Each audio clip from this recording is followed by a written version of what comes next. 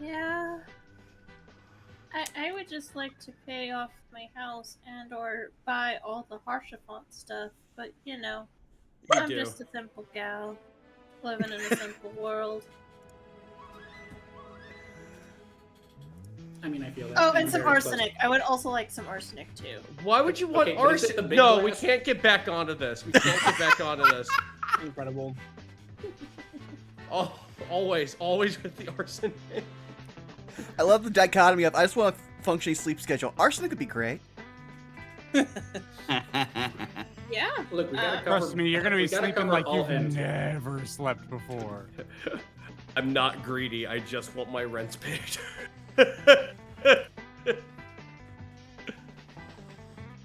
Oh boy, that is the big mood. Just a moment.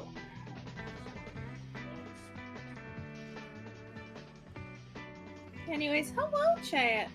Hello. What up, everybody? Announcements will begin in 5, 4, Welcome, 3. welcome. Yes, also thank you, Punky, for making me remember that I forgot to turn off my alerts. So, yep. It's a nice little check. It's a nice little check at the beginning of the stream. Look, you caught it at the start instead of in the middle, where you just get random noises in the middle of the game. I am so happy I used to be a chef before I was a streamer. Oh boy.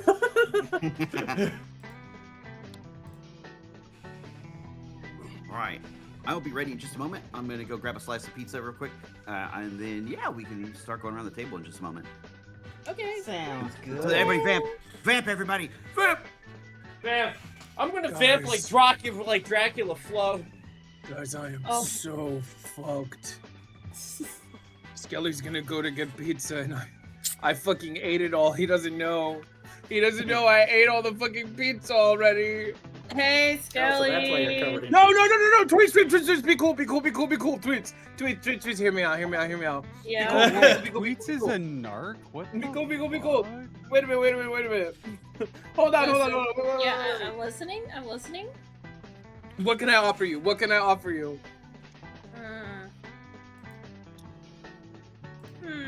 do you have to offer?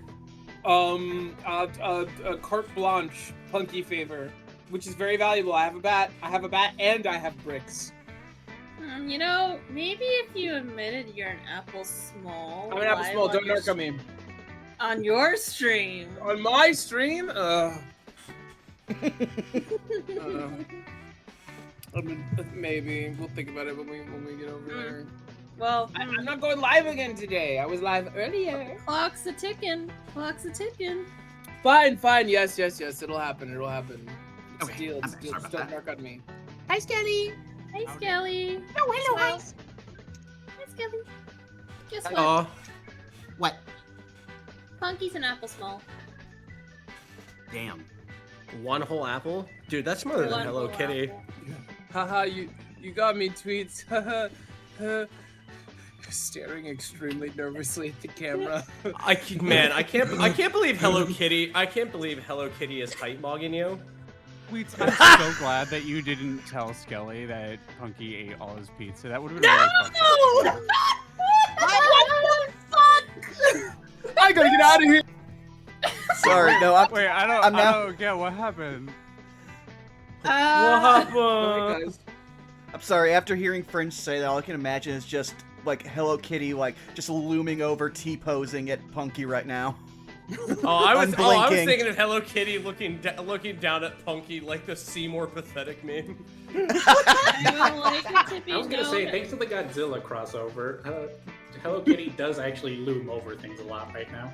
Terrifying. My favorite is the King Ghidorah Karopi. Oh, yep. It is so extra. I didn't have to go that hard, but every time I look at it, I wheeze like a fucking gremlin. I want those McDonald's toys really bad. I need to look actually this want up one. immediately. There's a King Ghidorah Karopi? Yeah. Yeah. McDonald's has promo like toys right now. That's the crossover. Oh, sorry, I just saw it. It's so good. Oh my lord.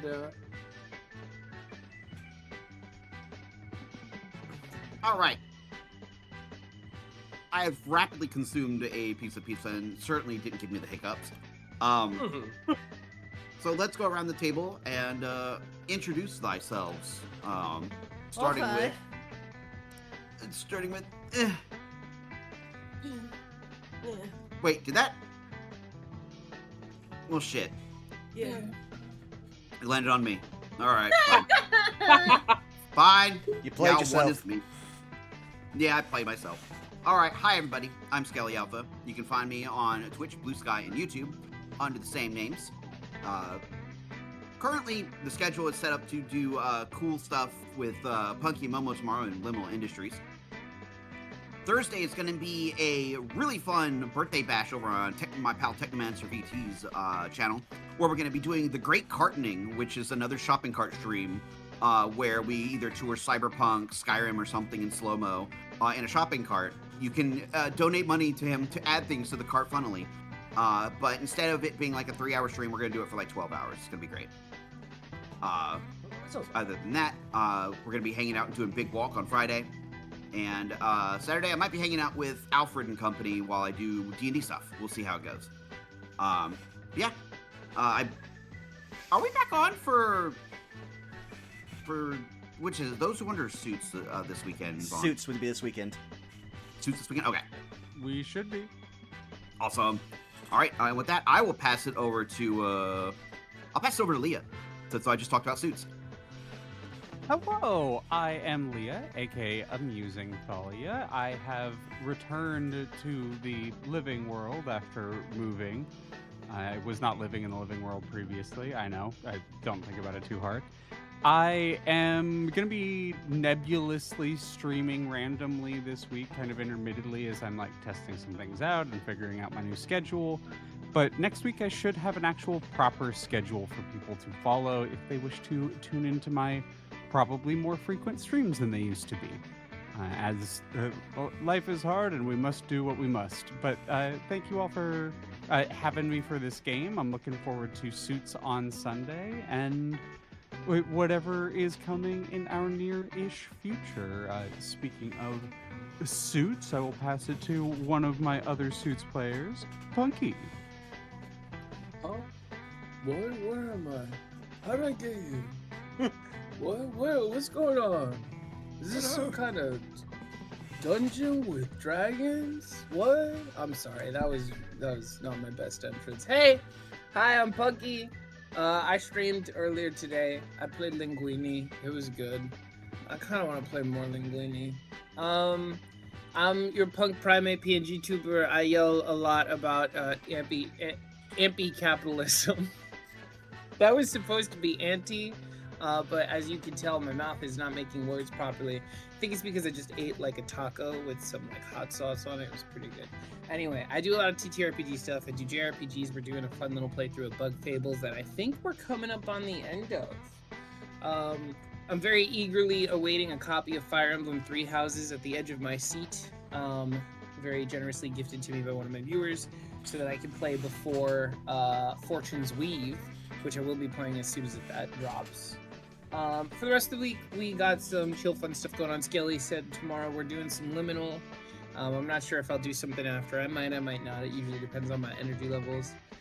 Friday, we're going to be doing probably the end of January with Leah. And then afterwards, we're going to be doing community night. We're doing some more Big Walk, and then we'll probably do Atlas or something. The weekend, we're just kind of, we're free balling it. And then Sunday, we got Suits. But yeah, if you want to keep up with me, you can follow me over my Twitch channel, twitch.tv/punky_o_o. My YouTube, which has VODs that I've been uploading, which is punky_on_demand. Or my Blue Sky, which is @punky, PUN-KI. And I am going to throw it over to tweets. Oh, hello. Yes. When I am not drinking milk tea and vibing, you can find me over at Blue Sky at Miss Freedoms, where I repost memes and once in a blue moon post art. Yeehaw. We don't really have much planned right now, but soon will be Pack Tactics over here at Fawn's channel at twitch.tv/burnoutbound, which you are here right now. Unless you're watching this in the the future, in which case, yeah. And potentially soon, I will be in a game on Sundays. Sundays. Tune around. I can word. I might. Man, this milk tea might be too chill. You catch me over at Blue Sky for more information on that. I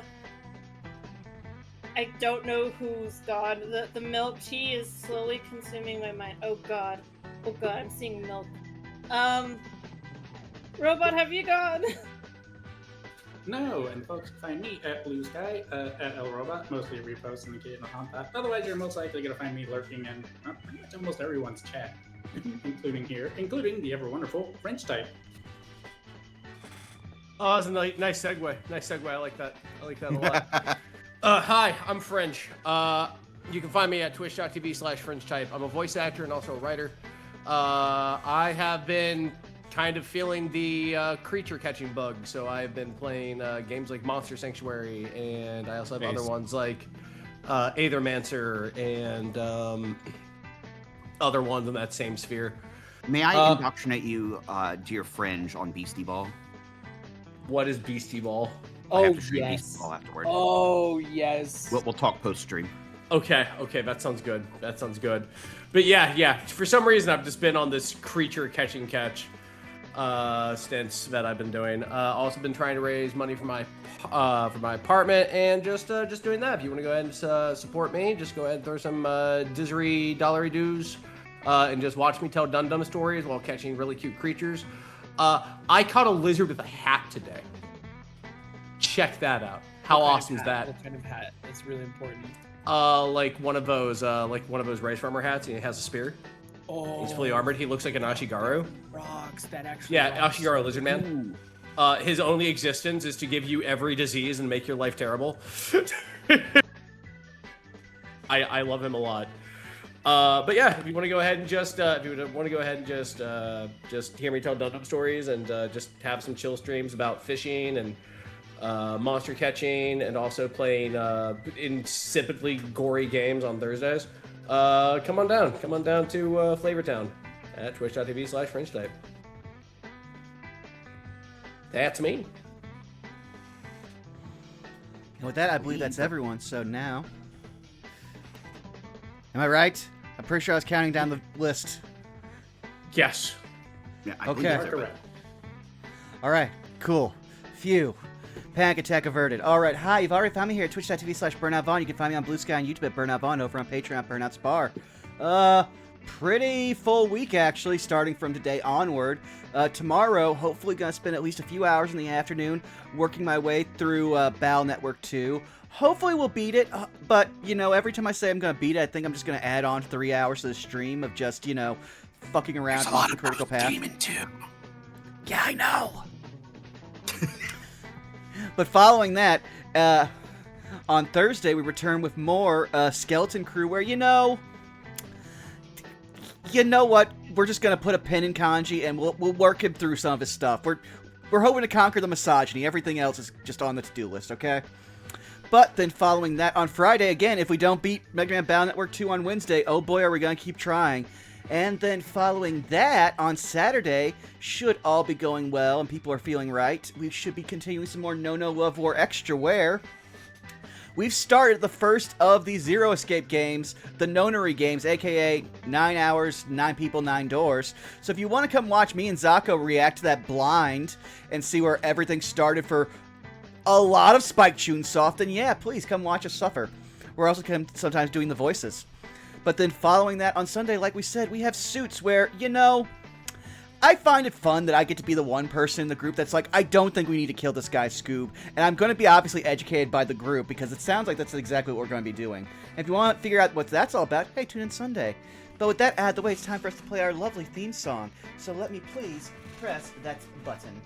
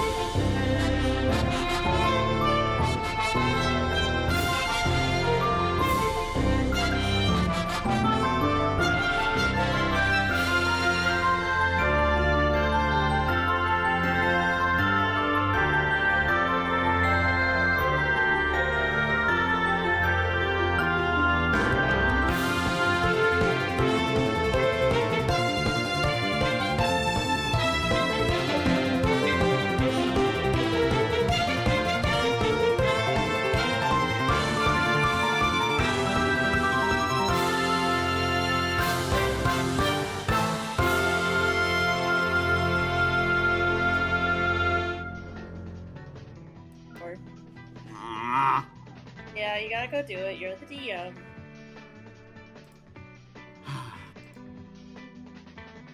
All right, I'll go get Munster Michelson. Sprite called it. I'll have to. I was literally in their stream like 30 minutes before we started, and there was like every time after the song, every time. Yeah, this tweet's like 2 seconds, you were gone immediately. Just a Pavlov response to hearing you mute. Listen, I'm innocent. Skelly brought it up first. Easy, Michael. I had a timer. Going in my head that was just like... You know what it's like? Okay, this is like literally, who's played My House Wad? My House.wad? What? Was Yeah, that My a what? House Wad, the House of Leaves, like Doom 2 like mod. Oh, I've seen the videos. I've seen the video. It looks really cool. 8 minutes in, every time there's a Discord ping notification sound. And that's it is my own like a personal Pavlov hell. response watching everybody play it, like whip crack their neck, snapping it to look at Discord. Like one I of know my some favorite. Go ahead. Sorry, I was gonna say I watched some YouTube videos where they play that as a joke, and I look at my phone every time. I'm like, God damn you, God damn. Oh no, like one of my favorite YouTube essayists, like he just records like fully his stream, like he'll leave in flubs and everything. He does not have his Discord set for streamer mode for when he uses OBS. So every time there's one of those videos, no matter how many times I listen to it, it's whip crack. It's like, why? It's 5 seconds to edit that out. Why do you do this? All right, well, let me cut the music and we'll cut on the recap music. Alrighty. All right, let's see.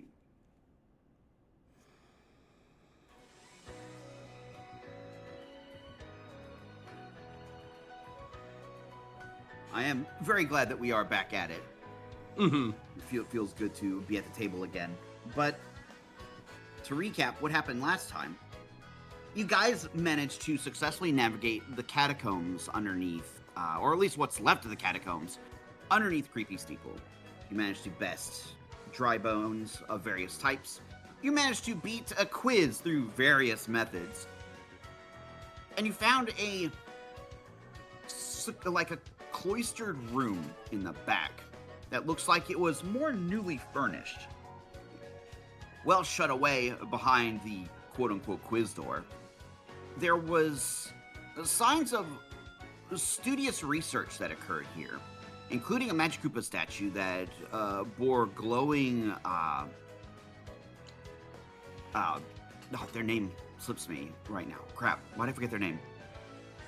Lumas. Sorry. Various, It's okay, you can just say bunny nerds. Yeah. Various, small books were lined on the shelves of which you partook of, including a small fountain therein. You guys managed to find what looked like a broken wand or some kind of similar casting implement there. The most important bit is you found the pipe that Lock and Hammer arrived through. Still remaining working, you guys decided maybe this might be worth investigating. But not before going back up and finishing the art competition, which you guys managed to soundly win, despite stiff competition between one very French dry bones and a Wacka, including others. Despite there being a little bit of drama, you guys managed to get the reward, and y'all's art piece that some of you collaborated on was hung up in the chapel for all to see. You all also got your well-deserved rewards by getting first place. However, once things were settled there, you guys also talked to Rufus and Ribbon, who decided they were going to come with you, albeit briefly. They were probably going to leave quite quickly after. But you all steeled yourselves and returned to the pipe down below, in which you go through. And I guess we'll find out what lays on the other side here on today's session. I will pull up a bit of a different type of music that fits the theme. Some people may recognize it from something recently in an MMO, but I recognize it from its original intonation, because I think I talked to Tweets about this. I think that, like, I couldn't find... So I haven't played Dawn Trail, but I was looking up a musical piece from FF11, and wouldn't you know it, it had a recent appearance in FF14. So What that's if one way to find out it's there. what if I cried? Right now? What if you just melted and started sobbing? What if you did just melt? What if I just cried? Oh yeah. Hey, I'm fine. I'm fine. I'm fine. I'm fine. I'm fine. I'm fine. You sound fine. You sound I'm fine. fine. You sound fine. You sound fine. This is my favorite town in 11. You stop. Yeah, it is my favorite town in 11. I say, like, a firm, like, arm grasp, handshake fringe. No, Because I hung out in here all day fishing. I played Corsair and combined it with Blue Mage. Every time I fought something, I looked at my tank and screamed, "Let's go gambling." I'm sure the town is fine, but man, I'm in a part in a storyline, and this, Anyways, D&D, let's play. You know, I can't say I'm in the same. You know, I can't say I'm in the same boats as Tweets, because like I've only played like a tiny bit of like up to Endwalker.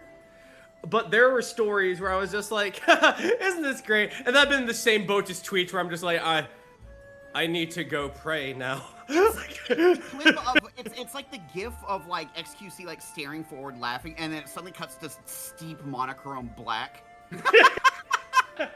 It really was. It really was. Oh, all right. Shadowbringers made me go, ah! So I will move you to y'all's map. Bursting through cobwebs and sparkling light, you find yourselves amongst the smell of old books, maybe a little bit of like sand, like sandalwood, as you all emerge from a pipe in what looks like a library.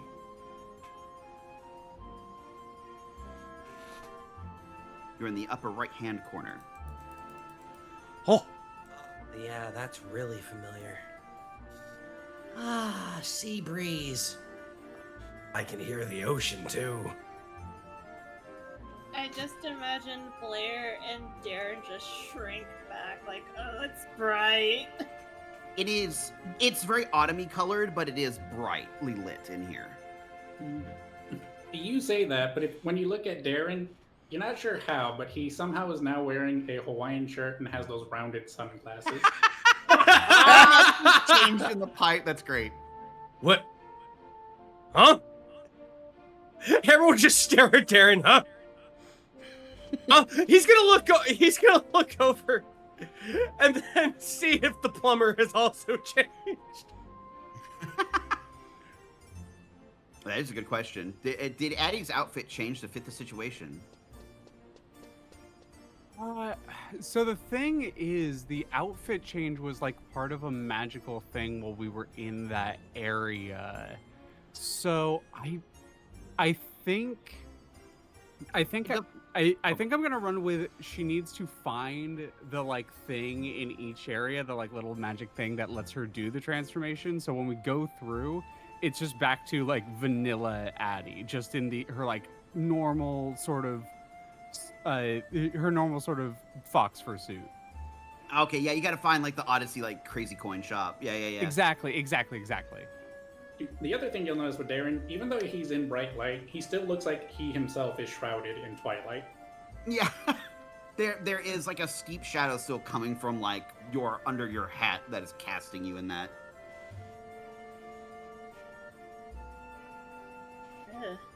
This is way too bright for me. Darren, you got a spare sunglasses or something for me? You just see Darren reach in from somewhere and just pull out another pair of rounded sunglasses. Blair takes them. Hammer, we should be polite. Oh, yeah, hold on. Let me, somehow, Hammer crawls within locked shell, and you hear a lot of thumping, banging, and whatnot. And then Hammer will come back out with a small bottle of sunscreen. Does anyone need this? We don't need this, but we figured that like other people would do that, and this is one of our jobs when we got like when you people arrived to the tower. Yeah, those dorks at Blair said burn real easy.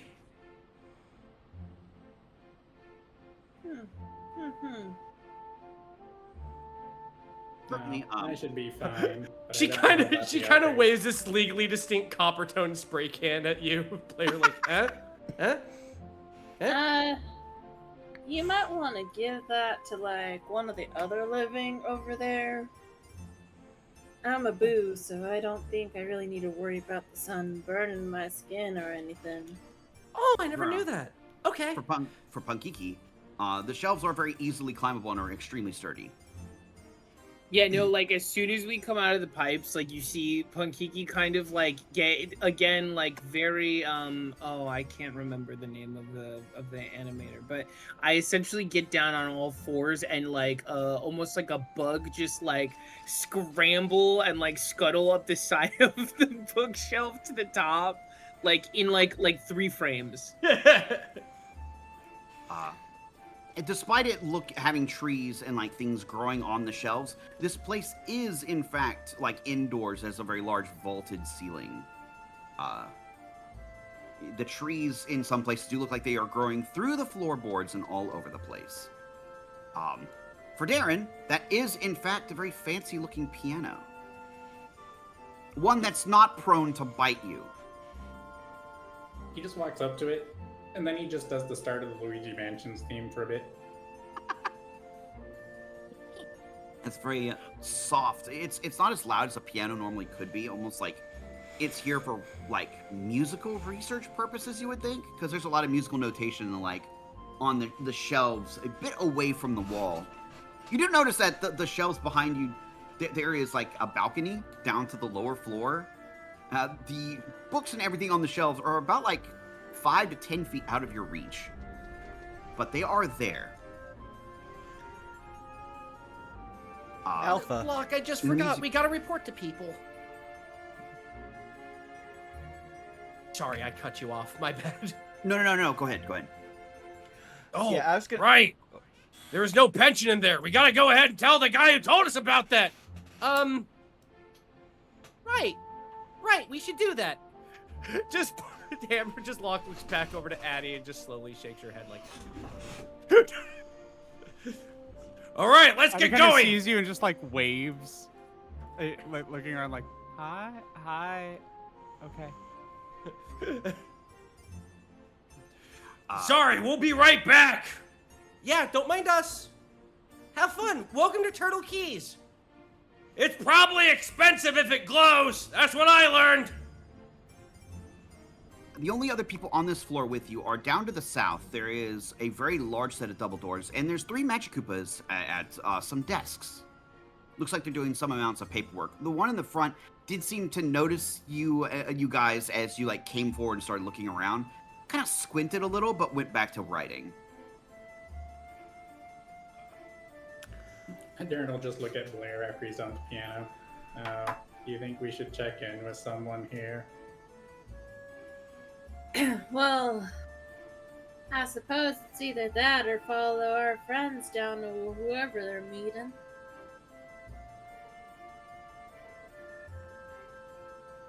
Okay. I forgot to put Rufus and Ribbon on the dang board. Give me a second. While you're doing that, Alpha, I have a very important question to ask you. Yeah. So this is one that you might not get very often when you DM, but this will very much affect what Doug does. Do I have to roll anything to know if I have warrants here? I would say no in this particular case. Like, unless there's some extenuating circumstances of the previous locations that we've talked about that would have warrants go this far. No, probably not. Okay, cool. Then Doug is just currently walking around, like, jingling his bag of money, gesturing at his mooks, while also, like, showing off his new gloves. All right.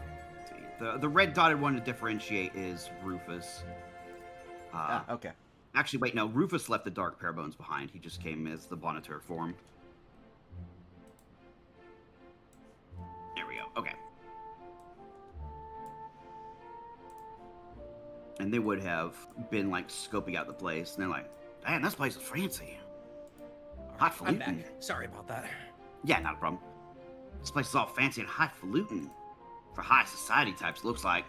Not my cup of tea. I feel that this place looks like it could use a little bit of color, you know? Maybe some bright oranges, some blacks, some purples, some, you know. A couple haunted bookends might also be nice in them shelves. Spook some of the learning types. Yes, honestly. I feel like we just need to spookify this place a little bit more, but... Well, we're honorary Boos now, so I think we could help out with that.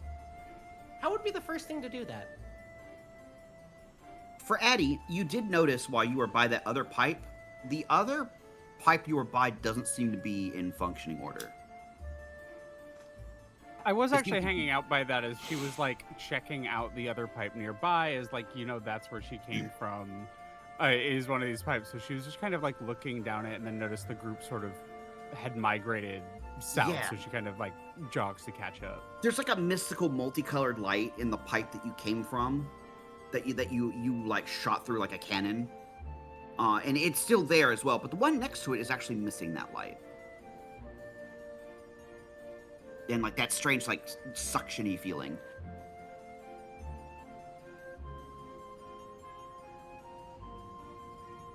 Huh.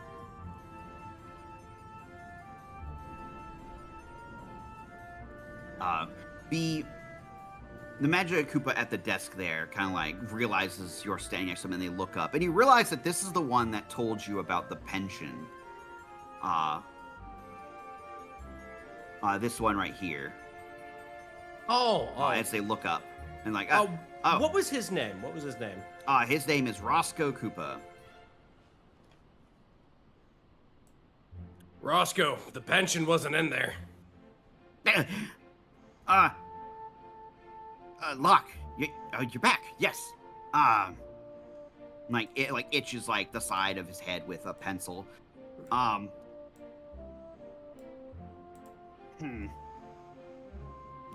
worry. It was a good guess anyway. Kind of a fun adventure though. Sorry for wasting your time. Good to know the pipe was still working though. Yeah, no problem. We didn't have anything. Do you want me to tell you where it leads to? He actually like pulls out a book and like looks in it for a second. It's like, I actually don't know where it goes. Where does it go? Creepy Steeple. Never been. Well, I've been there now though. Found a bunch of new friends back there too. They all came from Creepy Steeple. You see him like whip his wand and like point over at the bookshelves over on the far wall, like across the balcony, and like shoots almost like a geometric spectacle of lights that seems to latch onto a book in the shelf and pull it over to him. When he opens it and starts like thumbing through it really quickly. Creepy Steeple, Creepy Steeple, creepy. Oh, huh. There's a pipe there. Weird. Well, Good information, however. Thank you so much. This is actually very helpful. Yeah, no trouble at all. Speaking of those people and whatnot, it seems kind of important what they're doing, so I'd like to take them over to the in-charge.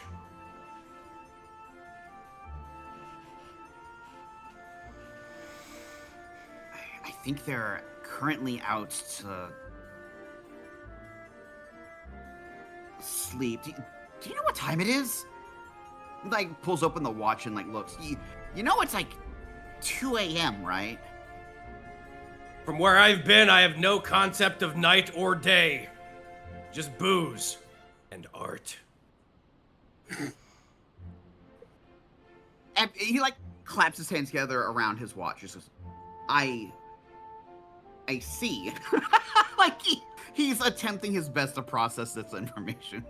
It's like the only administrator currently awake would probably be old Camille. But he's back in his office right now. Kelly, have you heard from him recently? And you see him like swivel back in the chair and look at this this particular Magic Koopa right here. And Kelly says, he was doing paperwork last I checked. I can check on him here as soon as I finish my assignment. Give me just a little bit. And they nods like, I'd recommend that you guys make yourself comfortable for just a moment. It shouldn't take too long. Sure. Should I give him the tour upstairs, or do you want us to just hang down here? Yeah, that might be a good idea. And then you see him like look around, like shady-eyed, like back and forth quickly, and then he like motions you really close with one hand, while the others like kind of like closer. Go back to like writing quickly. Like, we're all up here for a reason. There's some weird customers down below. Locke will look at you. Will look down at him, and then just put 2 fingers over his head as if they were bunny ears. Those kind. Yeah. How did you know that? You'll just see him thumb back towards the other people. They're kind of curious about him too. I just imagine Blair slowly turns her, like she's facing Ribbon with like her back behind, right? And her head just slowly turns like a complete 180 and just gives a little sly boo grin. That motion. And the head snaps back. Just you hear bones cracking with that, even though you don't have any bones.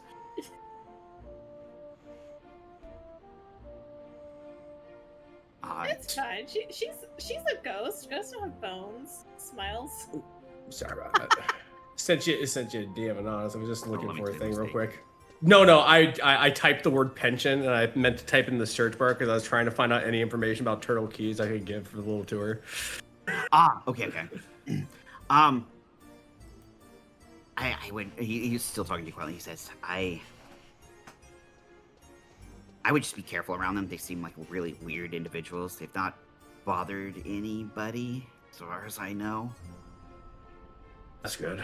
They only show up like at the libraries late at night, but why they're in the old records library of all places is weird. Aren't the old records? Don't they? I mean, I'm just here guarding with Hammer, but don't you need some kind of oversight to go there? Nah, they're probably escorted by the elders, so that's fine. They got permission certainly from the Elder Magic Koopas. I know Camille signed off on their ability to access the old records. They have properly enrolled students or have helped help the academy somehow. So they got their way in. But it's weird. I don't know. They just give off weird juju. That's all I'm saying. I would have. No, you're fine. You're fine. It's late anyway, and I came out of the pipe with a bunch of people, so... Anyway, I'm back. No pension. Found a lot of people. That's my debrief. Creepy Steeple. Weird enough. We'll find you... Don't worry, we'll find you more work. I'll be glad to have it. Feel free to take a look around. If you want to risk being around the weirdos downstairs, feel free to look down as well. This is the Old Records Academy, so the Old Records Library. So any kind of like old world lore and stuff we all keep packed around here. A lot of it is stuff long gone, old records that don't seem to pertain to anything present. But at least it's fun to thumb through and see what was. And sometimes it can help a little bit with research too. Hammer will just ping off with a boing boing, and then just look down at everyone. Yeah, so if we didn't say it beforehand, we help out down around here. And sometimes when the Magic Koopas, she makes a ping to the, her palm goes out and leans to the desks, need like materials or whatnot, we go out and get them. We also keep them safe. It's the least we could do. A lot of people after, you know, the incident. Yeah, don't worry, big guy. So Just sudden. I do see you have 21 and 24 checking out the bookshelves over there, Vaughn. As they're going through them, it's... Oh, go ahead. I was gonna say, Doug definitely sent them up there being like, yeah, no, if they're out of reach, then they gotta be valuable. So he just have them toss down books, and he just looks over them, and when they don't seem to have any value, he just tosses them behind him. There's like a pile of at least 10 books. Yeah. Unfortunately, the books, you won't find any like hidden spells or anything in these tomes. These mostly detail old history of Mushroom Kingdom, the Saruda Kingdom, and various other kingdoms in the Abounds. There's also records. There's records on the Koopa Kingdom as well in here. Nothing that like is really stand-outish. Though you do see that they're starting to furnish more information on the Bean Kingdom actually as of recent. I need you to understand, I had Darren over here because he's just picking up random books and putting them back on the shelf. So now he's just picking up every book Doug is throwing behind him. So there's a cycle going on right now. Like, the books are being thrown down, Doug is going through them, and Darren is putting them back up. Awesome. I would say Doug at Whoever least like... sorts the Dewey Decimal System here is going to scream when they wake up. I would say Doug, seeing this, is immediately going to take the Bean Kingdom book because he has never heard of that, and so he's just going to put that in there. Probably going to be useful later, just stuffs it into his bag. Oh, like an excerpt book on the Bean Kingdom? Okay. For other people, I do see Punkiki over near the staircase. It's surrounded by a large, like, almost like a large old oak that has, like, brown leaves. At first you thought maybe is it dying or is it autumn, but it looks like the leaves are just naturally this color. Kiki, while it looks like she may be on the staircase, is definitely not. Upon entering this space and seeing like how big and tall it is, she is like immediately possessed by like both wanderlust and like you get the sense that she may have felt like she was very cooped up in Twilight Town, and now kind of like back in an area with sunlight is having a very opposite reaction to like Blair and Darren, and she just like she scuttles up the bookcase, she's hopping across the tops of the different like bookcases, and then she runs over to the tree and she's just kind of like hanging off the branches and like flipping off them from like one to another. Have you ever seen the gif of like the little kitten that walks up to somebody's like pant leg and then tries to ascend the leg and it rapidly speeds up? Yes. The sound of like the Guardian from the Breath of the Wild.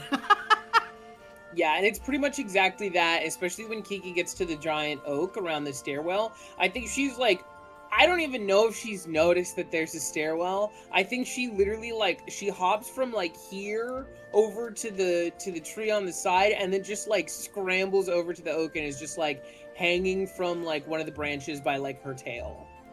Oh, fabulous. She has returned to Kiki. You have returned to Monkey. True. You get to like have as much fun as you like. The branches are extremely sturdy and hold your weight easily. You would judge this tree to be pretty old. Probably bearing the weight of many like you that have climbed on it before.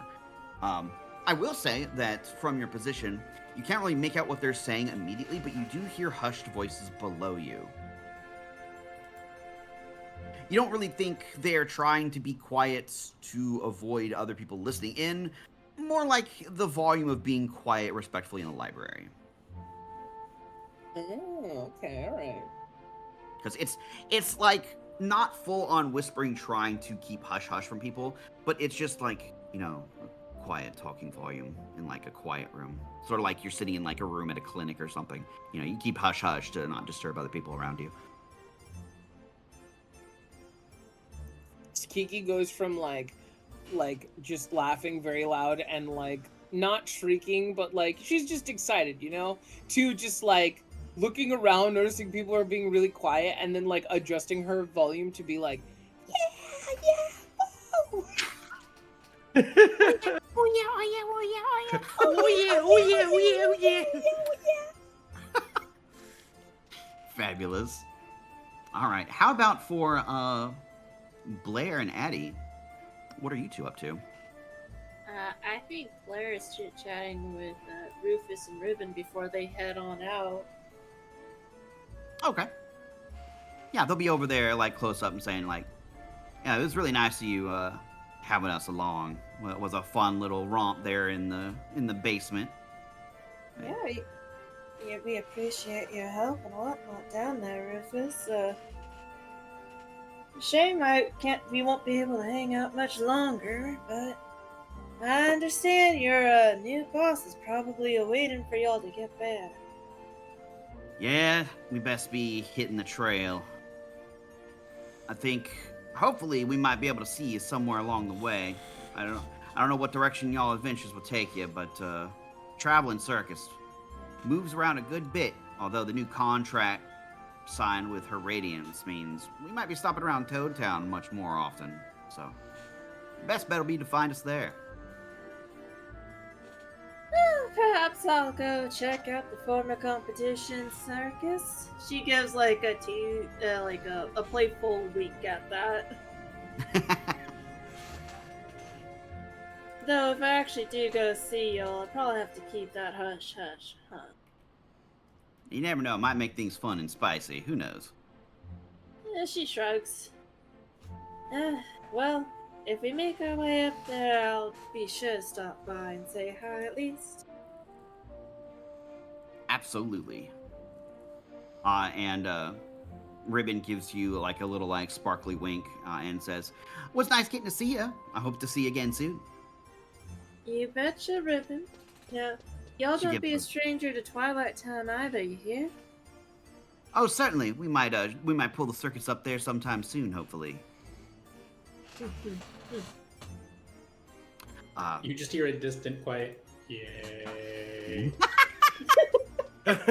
Also, I will say, there, because you might hear some walking around in the background. This is not a perfect ambience track for the song. There was no perfect version of the Juno anywhere. No, this is perfect for a little wizard place. Oh yeah, absolutely. And they will take their leave and they head downstairs. I just want to say when they're leaving. Also, Oh, go ahead. question: where are my boos at? Where is the boys? Hold Oh, up. I forgot to put them on the map. That's my bad. They're my bad. Wow. They're here. They're here. You forgot my baby boys. Wow. I'm gonna Boyless. say that Spike is playing the piano like perfectly. Oh, we love and appreciate Spike in this house. Brixie and Recall are currently trying to figure out like how to look at a map that they have found. I was gonna say when Rufus and them start leaving, Doug just like leans over to Darren, just like, "Who the fuck were those two?" But they will be off and downstairs, and you would presume out the front door. They also like wave to everybody else too. Like they don't just like walk away and forget everybody else. Darren just turns to Doug. Oh, they were nice. They helped us out. Locke proudly waves and Hammer boings up and down a little bit. Kiki With gives the idle animation. gives a wave.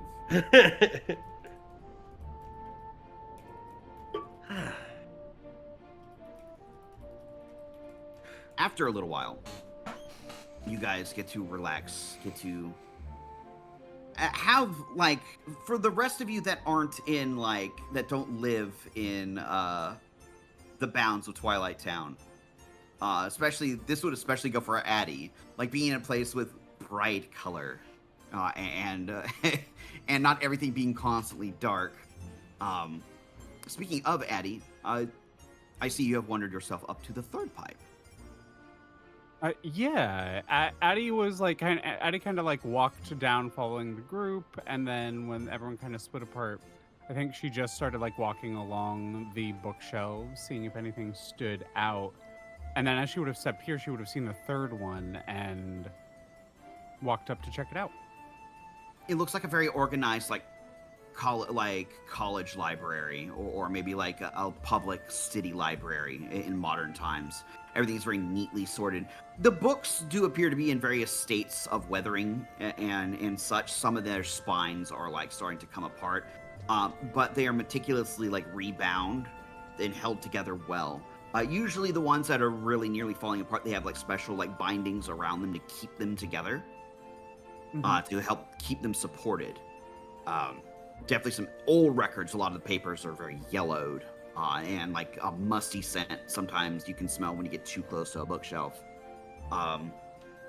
You would go over to the other pipe, and much like the second pipe you looked in, it too is missing that slight humming sound, that mystical multicolored light, and that vague suction sensation when standing near it.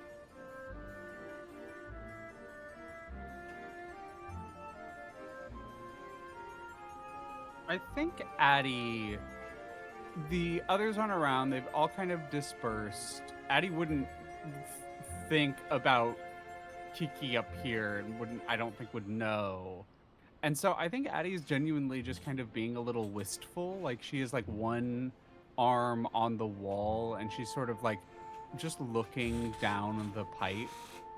And I think she like, I think there's a little bit of like almost a sniffle, just like a from her as she's like trying to keep herself a bit composed, and she pulls out her Blueberry phone and starts like scrolling through old pictures. Roll me a D100 just for shits and giggles. Yeah. 55. You look through that pipe.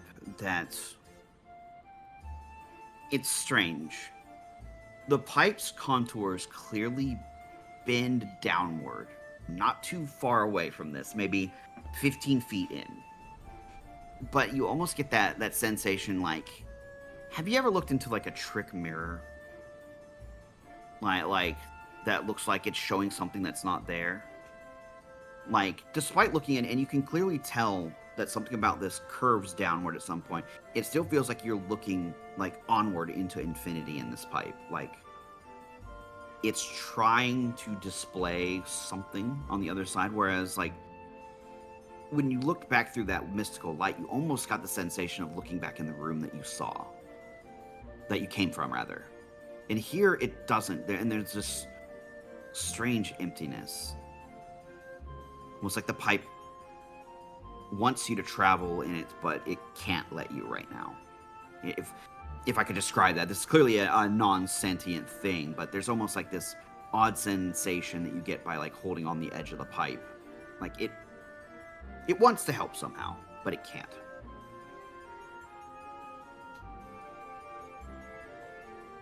I don't think that, I think this is all like more like, for her at least, that's all sort of like just like a feeling she gets, like an odd sort of sensation. Yeah, it's like a preternatural sense, kind of. Yeah, and so she just kind of stares at it for a little bit. She rubs her eye. She reaches into her into the hammer space in the outfit and would pull out a kind of crunchy bag of what looks like pretzels and just start eating some feelings. Hell yeah. And Kiki suddenly hovering very close now that food has appeared. Yeah, Kiki is like, Kiki had like jumped onto the pipe like a little bit after, like she was like staring from afar, like over here, and then just kind of like jumps onto the pipe and just like when you start eating the pretzels goes, "What are those?" Okay, one second.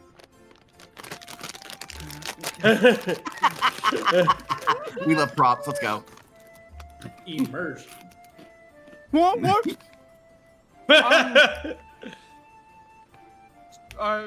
Seasoned Parmesan garlic pretzel twists? Season hall, You- what? You want one? Sure. Okay. I guess this is a question for you, Skelly, because I'm not sure off the top of my head. Does anything like that even exist in the Mario world? A lot of food are very like cultural and niche locations. Like there are places that absolutely have. You would have had something close to it at the Glitz Pit. Okay. They probably would have had like the soft salted pretzels. No, I actually have the perfect. I know what this is. She eats it. She bites into it. She goes. She looks contemplative for a second. She's hanging upside down while she does this. By the way, she's like not by the Absolutely, tail yeah. on the but yeah. She looks contemplative. She like scratches her chin and then she looks at you and she goes, these kind of taste. Oh, these taste like Cheez-E Michaels. I'm going to scream. What? Amazing. I'm sorry. My eyes That's the got dumbest thing I've so ever heard in wide. my life. That What are you talking about? They taste like Cheez-E Michaels. What the hell is a Cheez-E Michael? That's Oh, like they the just- stupidest name. That's the stupid. There's no way that's a thing. No, yeah, it's over at the Glitz Pit. They have these All right, like you these know, you know cheesy what? things All right, that you they're crunchy. guys know what? You can have fun with your game. Well, I hope you're happy. I hope you're happy. You invoke the name of Cheez-E Michael, and now we're gonna die here. We're never making it out of the library. All right, well, I guess I gotta make that fucking canon now. Thank you, Punky. All right, writing in my notes. I would like it to be known I'm innocent on this one. Yeah, I'm innocent on this tweets. one. This isn't your fault. Every single one of us is guilty of a Cheez-E Michael at some point. It's true. It's true. This It's is true, it's not my absolutely cheesy true. Michael. No. Now I'm just imagining being in Spar's DM. How much do I have to pay you for art? Yeah, I was just about to say. I gotta hit the bar now.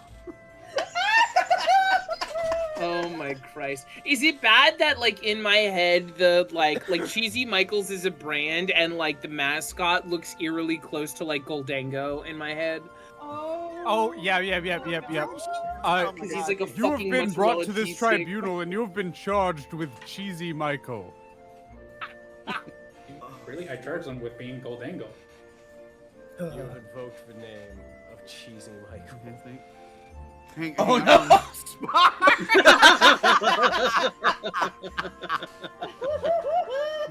I can just hear the like, I'm so fucking tired, dog. I tell tired, you what, boss. Spar, I tell you what, I'm I'll do tired, something boss. for you. Fucking I'll Mikey doodle Fart something Duncan. for you. Will it kill you? Maybe. Oh, my head. All right.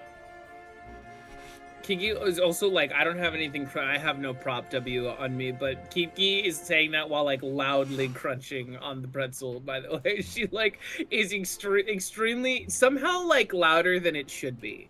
Like it's like somebody like amplified her volume to like 120%, but only when she's chewing on the pretzel. The library effect. Hold up, I've got you. Ooh, clean. Oh, that was a clean one. That was a clean one. That was a, Yeah, that so was a crisp sound. The closest thing that you've had to this, there is a what do you call it? There is like almost like a soft bread salted pretzel thing that the Glitz Pit has. But that's the closest. You haven't had like this like this like real hard crispy pretzel that was very garlicky. You've had garlic before, I'm sure. But man, it goes really good with this pretzel. Well, Or I'm sorry, it goes really good with this Cheez-E Michael, my bad. Thank you. Wow, this is good. Do plumbers have Cheez-E Michaels too?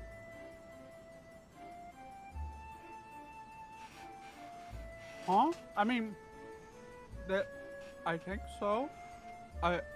If you call pretzels Cheez-E Michaels around here, then yes, that we have them. I mean, If I call one there's up, this place like Amy's Pretzels. They're in like every mall. They're really fucking good. You keep saying this. You know what? Never mind. It must be a plumber thing. And she just Listen, kind of shrugs. you call them Cheez-E Michaels, and that sounds stupid as hell to me. So I don't know. But I don't. You don't even know what I'm calling a Cheez-E Michael. I hold up a pretzel. Is this not what you're calling a Cheez-E Michael? Well, like it could be, but it's specifically cheesy because it has like the coating on it. Otherwise, it's just a Michael. Oh, okay. Oh, so Michaels for you, pretzels for me. Oh, okay, that makes sense. Just like how you call all people plumbers, but for us we're called people. What's a people? A plumber. That doesn't make any sense. Why would they be called two things? Because that's what we call ourselves, and you refuse to call me by what I call myself. It's like if I called you a monkey, you wouldn't know what that is. No, I'm in Hukiki. Exactly, but you're a monkey to me. She It's just okay. she Maybe takes one day. off her sunglasses and just is like squinting at you, like You with those big blue eyes. yeah. Stop looking at me with your big ass blue eyes. You'd actually barely see the blue eyes because she's just like squinting at you. Like you can tell there's like the gears are churning potentially like too hard. Like she is potentially trying to chew on this one a little bit too much. And then she just goes, Okay, it's probably just a plumber thing.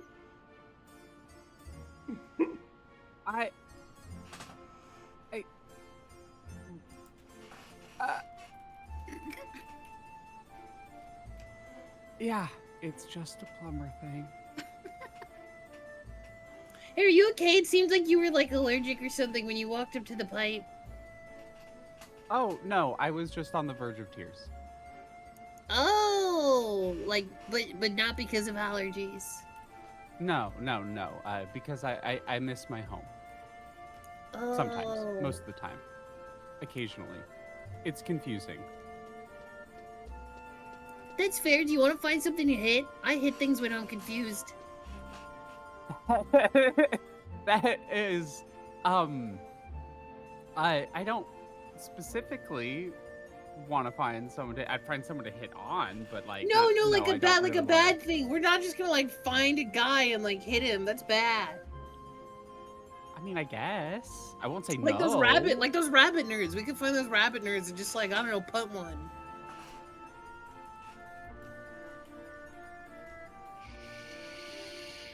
Sure. and she like hops down and she's just going to like start aimlessly wandering the library looking for rabbit nerds that she's sure are here because it's a library. So rabbit nerds will be here. Meanwhile, on the first floor.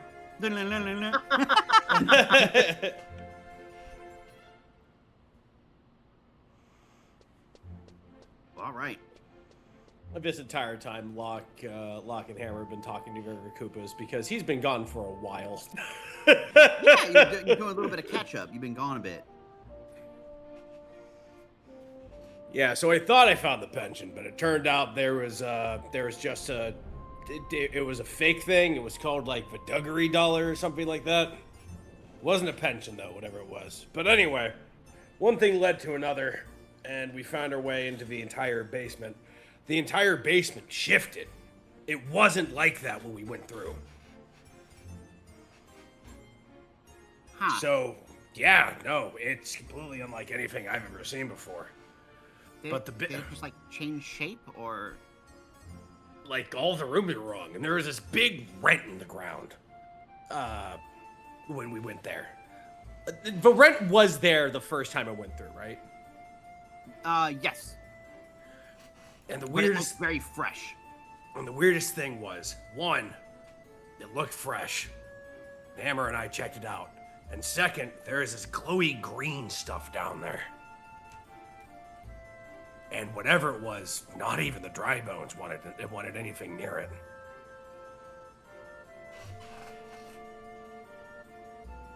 Yeah, it was definitely a gross substance. It seems like they can walk through it safely, but you got the sense that if anybody alive would go through it, it'd be very bad. But even they kind of tried to avoid it, so it definitely seems like some bad stuff.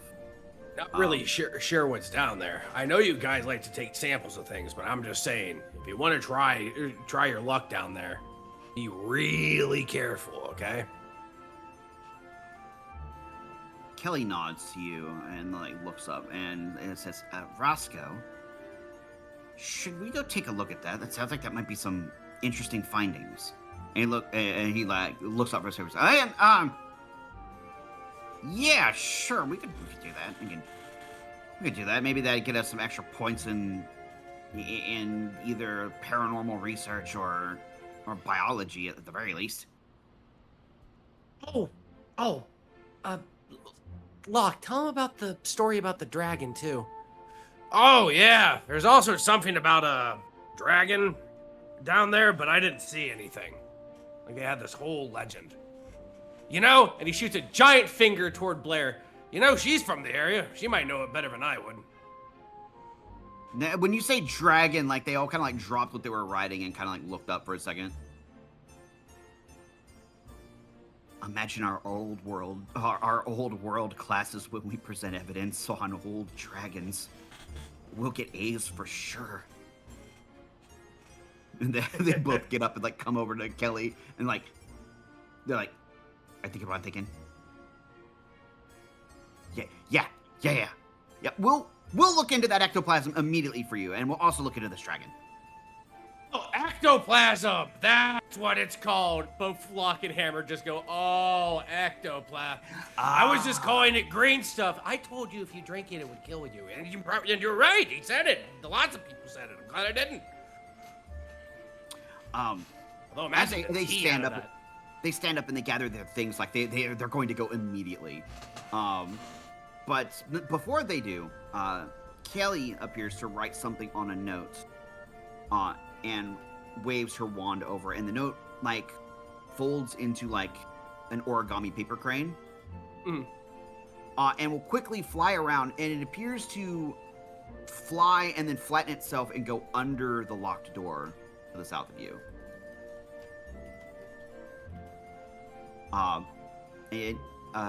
She says, I sent a note to the current awake superintendent. He'll be able to help you as soon as he's done with whatever he's doing, I'm sure. Yeah, sure. Don't let me stop you guys. You be safe. You be safe now, Kelly. That goes for the rest of you too. Oh, can do. And don't forget to bring tea. It's very important. They look at each other for a second. Like, did any of y'all have tea? Uh-oh. They like pat each other down like their robes. Like, go get some tea. Go get some tea. That Rend and the dragon story will be there when you get back. Okay? You got it. And they are going to quickly. They go downstairs essentially to go and go and find some tea somewhere before they leave. Before they get to the stairs, Darren will just call out, "Don't wake the dry bones. And whatever you do, don't make the booze thing." They look at you very concerned when you say don't make the booze thing. But otherwise... He does not elaborate. There's like a momentary like staring bit before they continue downstairs.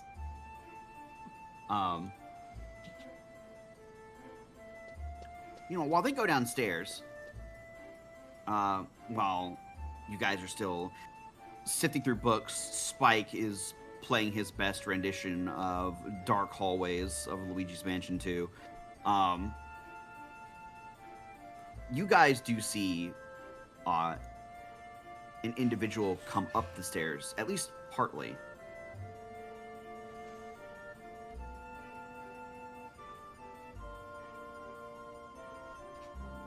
Give me a second. Swear to God, if it's who I think it is, it's sight.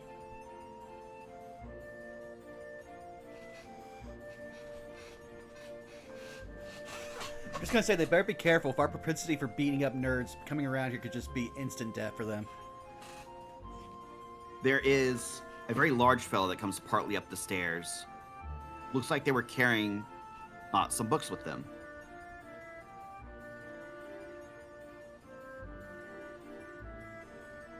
And then they head up partly up the stairs until their head crests past the staircase where they can see in the room. And then they see everybody in the room. They look around. And then they slowly start backing up back down the stairs. Is it the same one that we fought? No, it is not. But it is a similar style individual.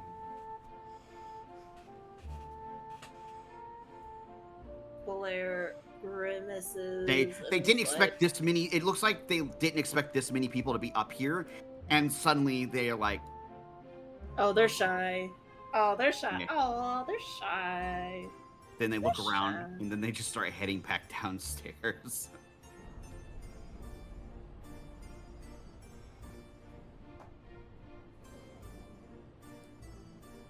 Well, that just confirms that they're here, all right. And Darren will put away the last book he was handling, and then just slowly start making his way towards the stairs. Hold on now, Darren. Hold on. Yeah, wait a minute. You gotta understand, I work here. He works here. Oh, right. They did say it was 2 a.m. You should probably. Yep. Immediately, just in the palm of his hand, just Hammer just falls asleep. Hammer just falls asleep. You see a small little. Imagine just a soft little gray poof with the palm curled. The softest of grapes. The softest grapes. So yeah, no. What were we talking about? Right. So this is one of the academies here at Turtle Keys. I don't know if I explained it earlier, but yeah, I work as a guard here for the moment, and Hammer and I do. And what we ended up doing is, we go out and find things and help them with their research. That was a side gig of mine to go ahead and find the pension, but those guys have been there for a while, just to sum up what's been going on. Other than that, it's a nice coastal place. I could probably go ahead and show you around the place, or we could go ahead and stay here. Kelly did send a letter to the headmaster when I returned, so. I wouldn't mind exploring a little bit, especially if there's things to potentially see and totally not take. Yeah, sure. Yeah, sure. I can go ahead and just, You know what? I'll go ahead and show you where I'm staying. I could go ahead and make all of you tea for helping me out. As you say you're going to show somebody, the doors to the south of you open. Oh man. Oh. They Hold that slowly thought. creak open as a very, venerable Magikoopa opens the door.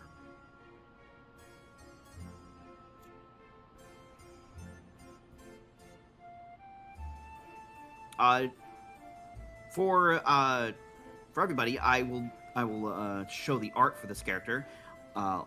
Locke, you would have seen this person before. Maybe not had too much interaction, but you are aware of them. They are one of the deacons of the academy.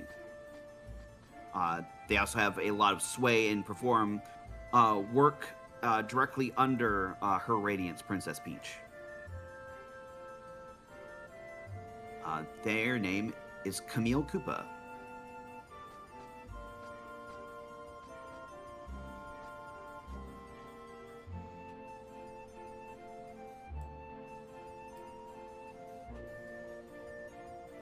And they are Bad. old Magikoopa.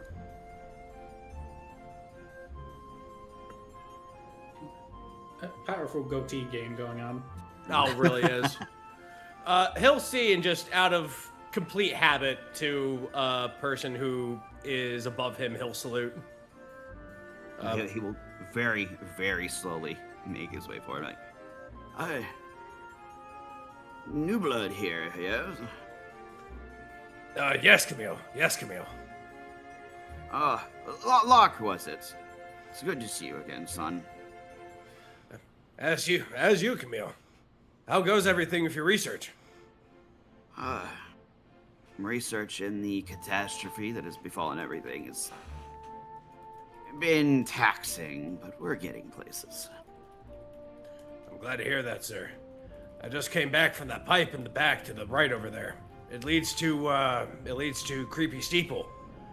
All these people here are from there. Here's Darren. Behind me is Blair. Over there is Doug. And those two above the bookshelf are, well, they work for Doug. He looks back. That's Punkiki over there. The Ukiki over there. And reading in the back over there is Plumber, Addie. There's also others from Creepy Steeple. We have Spike. I think that one is Reckle. And that's Brixie over there. Creepy Steeple. I've not heard a name like that in quite some time. I've never been myself until recently. I was there because Kelly thought my pension was in there. I remember some of the first folks that refound it. Did you know it wasn't always in Twilight Town? Really? Or rather, in that dusky area? The cosmic star is a very whimsical thing. No, I'd like to hear all about it. Sometimes it's You'll see him frozen kind of in just sit down. This is very unlike you've seen Locke. Yeah. Like, he seems to just really enjoy these stories. Gather around so I can get a good look at all of you. You all look like some very interesting individuals. I always like to meet new faces, but unfortunately my eyesight isn't the best that it's been. Darren approaches, peach held out. Oh, a peach. Oh, thank you. He will accept it. He doesn't eat it, but you do see him like tuck it away very gingerly, like in like a pocket inside of his robe. I will make sure to enjoy this as a good snack later. The cosmic star moves things around to tell news stories. Why it does this, we don't really know. But the traits are always the same. Boos were always drawn to it. It got its name because the place always had a bit of a haunting aura about it since it was discovered. It seems like the star has deemed that area is its new home, and it's been there for a very, very long time. Since before I was born, in fact.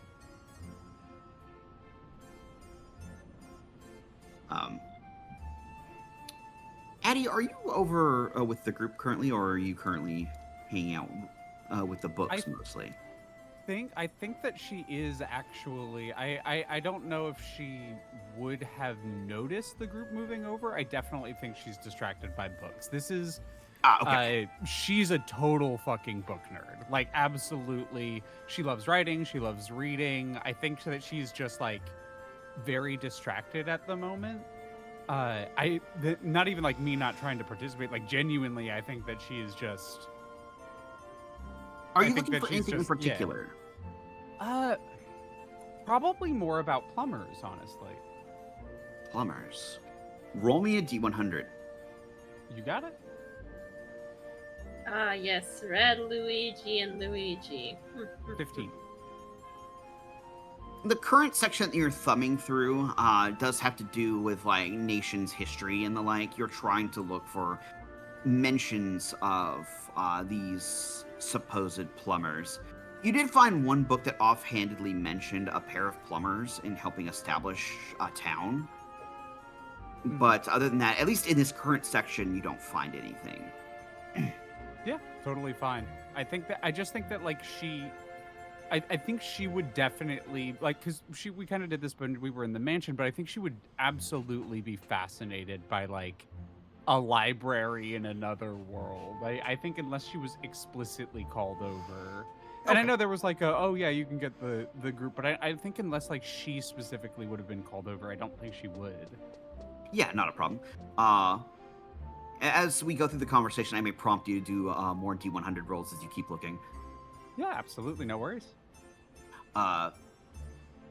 He will say, my name is Camille. I am one of the 3 chief deacons of Turtle Keys Academy.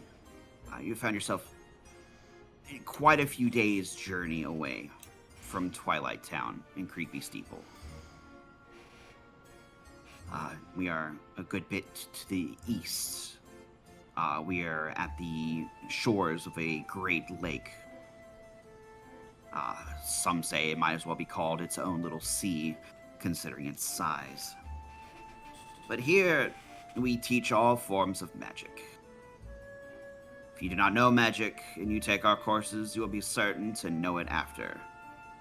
We are a good deal more expensive than other places that teach magic, but we do our best to make sure that everybody that comes out of here knows everything they need for the career they choose.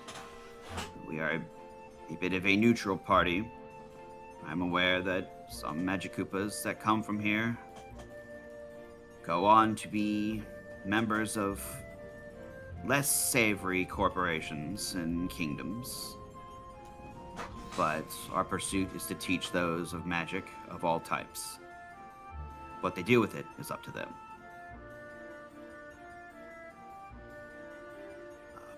If there's anything I can help you with while you're here, please do let me know. I appreciate you helping Locke here. Locke has been very helpful in helping students and others gather materials that they wouldn't be able to otherwise. Thank you, sir. Yes, hi, yes, hello. Nice to meet you. I'm Blair. Blair the Boo. I had a question, if you don't mind me asking. Yes. You happen to know anything about, I don't know, a silly big bell from Creepy Steeple by any chance? I'm gonna roll something for him. If I recall, there was a fabled bell at the top of its tower. I believe there was recordings of an incident that happened involving that bell in the recent past. But other than that, stare. I was waiting for the Fortunate Son clip for just a second. But other than that, we are only aware that it is magical of some nature. That is about it. We've not been able to particularly research the bell because, well, the individuals there aren't the friendliest when it comes to wanting to come in and look at one of their prized possessions out of nowhere. So our information is very limited, you see. Have you tried lying? It's like the eyebrows raised just a little bit when you say that. It's like, we try to have a sterling reputation here. Well, see, that's your problem. We got in just fine lying. You lied, I didn't. Anyways. Look. Like, I just love the bit of just like the disembodied hand like waving up and like from behind Locke. Like, hey, suggestion. Have you tried lying?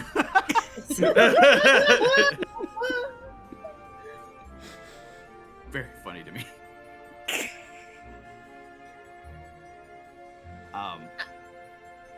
Go ahead. I ask, cause I guess I follow up with that with another question. Would you have a place where you'd have books about that? Maybe like, like quiet old area where people don't usually go without permission or something like that?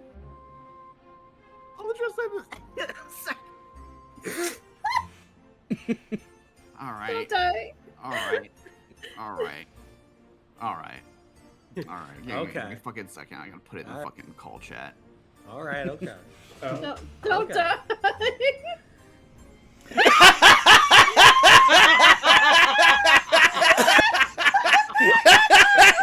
would be a rat. He would be a mouse. I love it. I love it so much.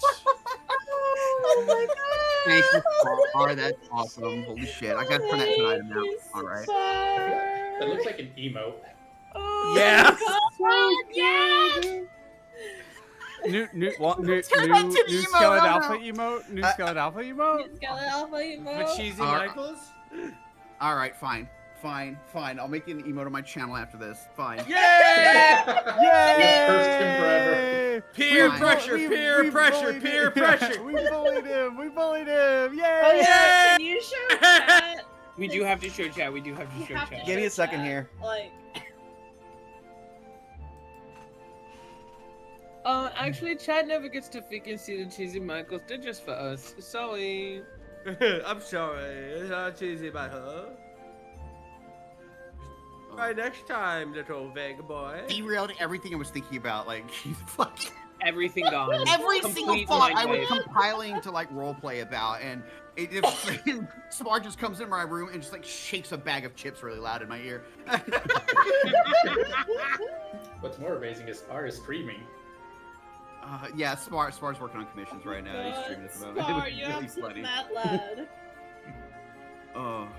Spar's just goaded like that. Every thought it left my head as soon as I saw it. All right, so what were you saying again, Blair? I'm very sorry.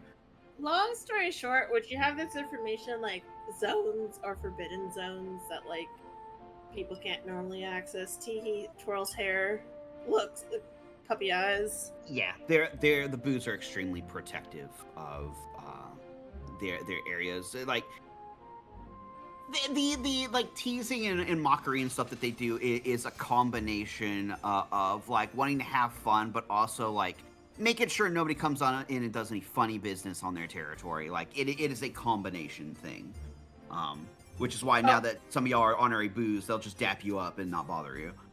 Oh no, I meant like she was asking Camille if like they had an area where like potential books about like the Bell or the Boos would be found I in. see what you're saying. Like forbidden zone areas that you need permission usually. Camille would say, I would think. Now, I could, of course, be wrong. The Academy's been around a very, very long time, longer than I've been here. But I figure the old records areas in here might have the information you seek. There is a forbidden library. It has magical knowledge locked away that's not meant for the average user, kept away for what the deacons and the superintendents met together and decided was best kept not known.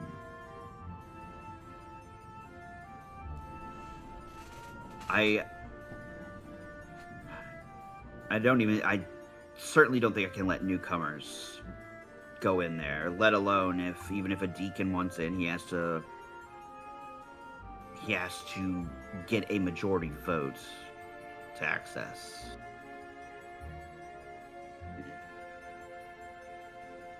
I can ask around, see what I can find out for you. Cool. I guess my last question before I tell you our reason, well, most of our reasons here. Do you have, funny enough, just, hear me out.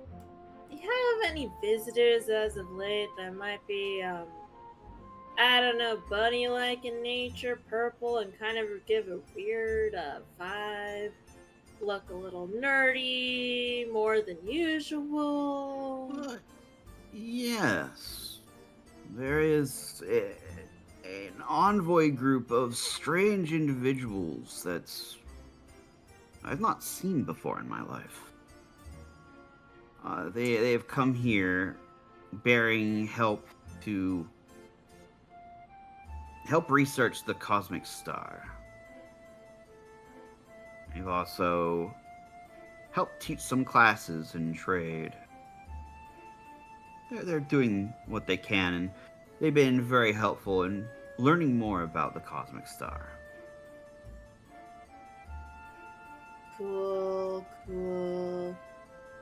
Anyways, they're kind of a little bit of a thieving thing going on, and we think that might be them because that big bell in Creepy Steeple got stolen, and if what I know about the bell is kind of true, a lot of shenanigans and shittery is going to happen, and let me just say, the Boos are not happy that their bell was stolen from them, and if they find out it's here, this place might be swarmed by Boos. And we have a funny feeling that those rabbits are kind of behind it on the account of researching the bell and trying to make off with it, and also their shenanigans with a washed up wrestler, so to speak.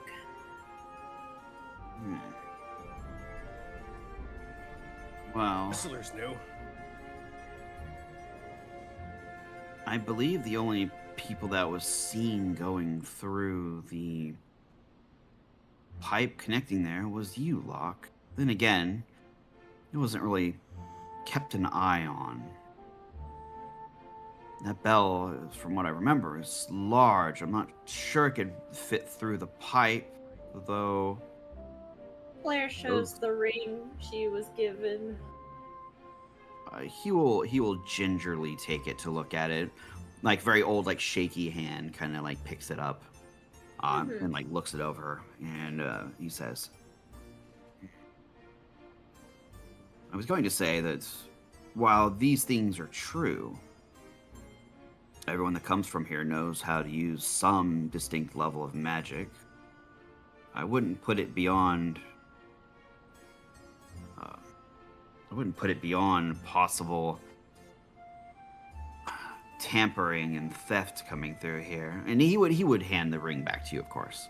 Yeah. Yeah, I would say if you'd like, you're certainly welcome to look around for clues. If something may have gotten left behind by the thieves, or if you wish to investigate the grounds itself further, since you are friends of Locke, I'm not sure I can allow you to attend any classes, because those obviously cost a good amount of coin to enroll. But if you wish to, like, investigate the grounds, enjoy our lovely cafe and restaurant, or our magic shop, you're certainly free to partake. The restaurant sounds lovely, as he summons 10 more peaches. It's ran by a friend that one of our other deacons made in the Bean Kingdom. They make quite the delicious dishes. Their name is Gelato, and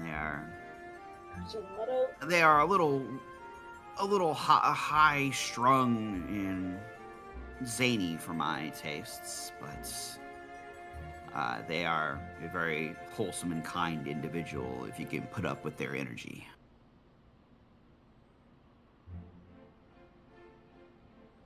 And if we... Oh god, I did not mean to accidentally close out of that. Oops!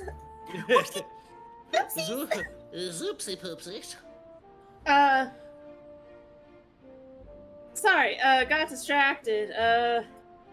But if we were to, like, find out these bunny guys did take the bell, are you okay to, like, I don't know, beat them up a little bit?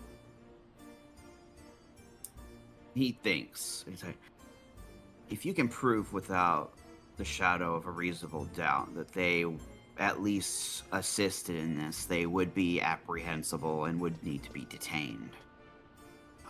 Until proper evidence is gotten, though, I'm afraid I cannot let you accost them. You could attempt questioning them, but if you accused them for this, they probably will be pretty tight-lipped. Would not want to assist. Oh, hey, Alpha. Yes. Weren't you telling me that the pipe was recently activated, the one that led to Creepy Steeple somehow? It's always been on, but it's the cobwebs and dust on it like show like. Oh, so everybody thought it wasn't working because of all the dust everybody and thought it cobwebs on wasn't working. Like, because when you saw it, you saw some hanging cobwebs and stuff on it. Likewise, when you came out of it, you kind of got like a little bit of light coating of cobwebs. Doesn't mean it hadn't been used recently. Maybe someone went through that was careful or some other thing. But obviously, like, you were the one who disturbed the dust and everything. Right. Just thinking of clues. Alright, fake it I ask. Y'all hear that? No beating up people without proof.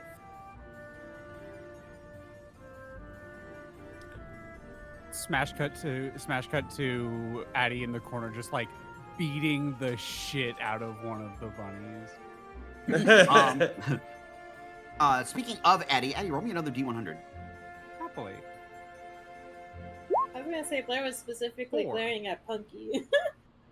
Oh, 4. I know. Addie would never. I was just being silly. You find a book on mystical races. Book on mystical races. Alrighty. Or mystical species, or what have you. Yeah. It details some very interesting creatures, things, rumors of things thought to exist. A lot of these you don't recognize, but there is an excerpt on humans. It says humans in the book. It says humans in the book. Addie goes sprinting. I like literally would like forget she's in a library. Like, guys. Oh. Kiki's mid like. Oh, you sure it can't be? Huh? What? Excuse me, Deacon Camille. And he Yes, will very gingerly set hammer on the desk, and you will see just a small piece of paper just pulled over the puny, and he'll just walk over toward Addie, just losing their shit. Oh. Guys, you gotta see this. We're not called plumbers. And I hold up the book towards you. What? Oh, you're not plumbers. You were loud, so I came over. It says humans. It says humans right here in a book that you all have. Annoyingly, it does also, like, probably not helpful in this situation. There are various synonyms as well in there, and plumbers is one of the synonyms, unfortunately. So is Italian. But it is mainly labeled human. Italian. That's the sub-variant. I thought they were princesses. Then she realizes that she's been loud, covers her mouth, and kind of still loud. Sorry for being loud. Oh, no, you're fine. It sounds like your friend may have found something interesting. He says with a small smile. It seems like you guys and him are the only ones in here, so maybe being loud isn't too much of a concern for him currently, at least on this floor. So the excerpt actually has anatomical drawings, like vague mannequin drawings of various people shaped like humans and the like. There is a few very old pictures of various humans. None of them are like Mario and Luigi, Peach, or anything, although Peach is in an image on the second page. But there's several humans that you just don't recognize or have heard of. Addie flips the page while you're next to her, and then she's just staring at the page for a little bit. Whoa. There's a couple paragraphs here on humans. It talks about how there are these interesting beings that do not appear to be born, or they rather arrive to the kingdoms through unknown means. After having interviewed several of them, they appear to come from a place called Earth, from various locations on there. The most common location appears to be a place called the United States, but a place called overseas is not unheard of. It is unknown a great deal about this world, but there are remnants of their world that sometimes come through the pipes. Objects, sometimes entire, looks like motor transport vehicles by accident. Some kind of misfiring of mystical pipe magic is what is thought to bring these people here. But the people that come always seem to have extraordinary abilities upon their arrival. There's rumors and myths that these people arrive to help solve great situations, such as like massive turmoils or threats to the kingdoms at large. Although there's no direct connecting theory, most people believe in the will of the star spirits may be connected to bringing humans to this world. That is all the book. I think Addie would be reading this out loud to you.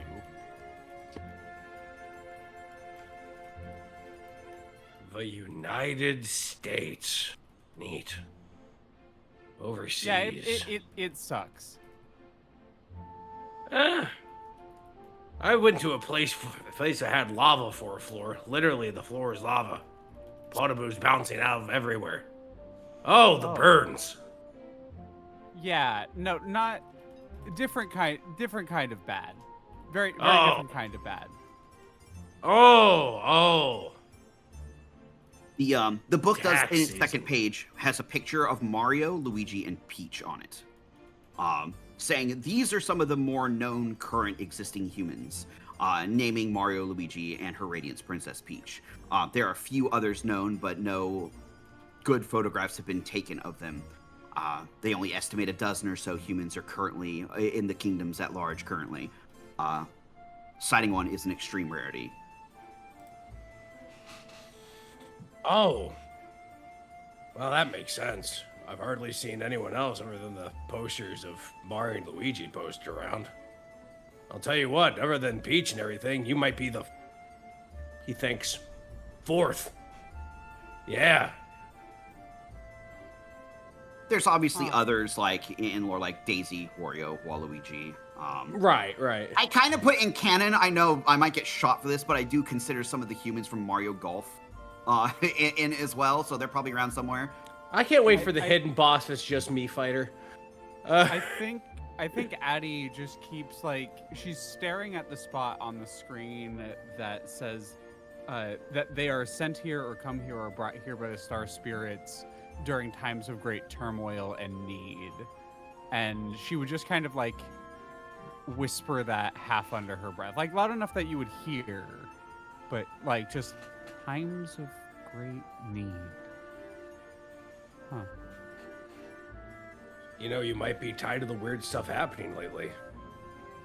I really hope I'm not the cause of it. No, I don't think you are.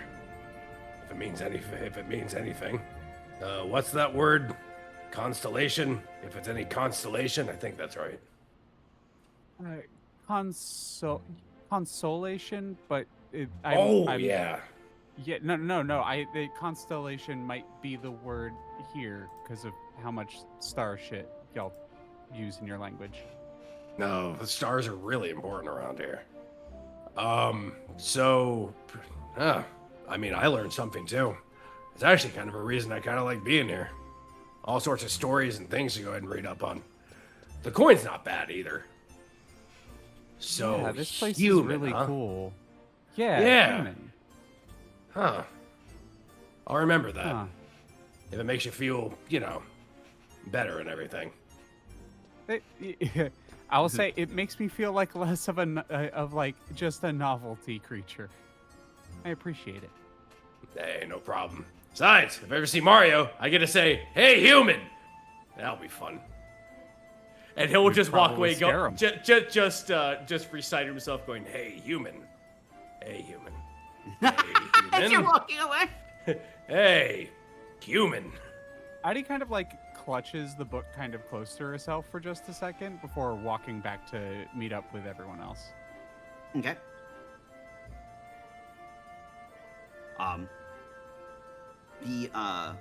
Camille is currently talking with you guys, explaining some of the some of the various rules about the place, like how like you go from place to place.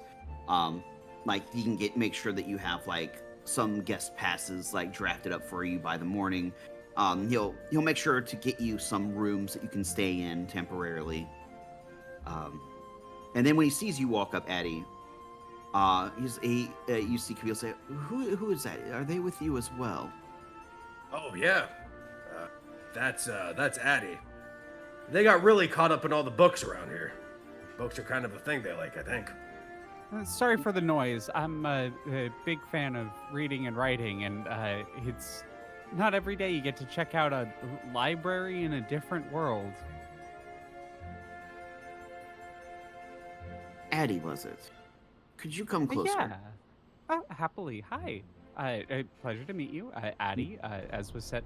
Wait, sorry, I feel like I missed an important discussion. I'll catch up on the information later.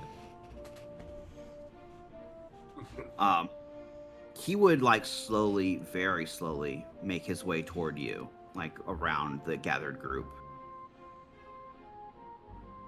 He like seems to get a good look at you. And like you can see like his eyebrows like cover most of his like face. They raise up enough that you can see his eyes. He's like, "Oh, a human here?"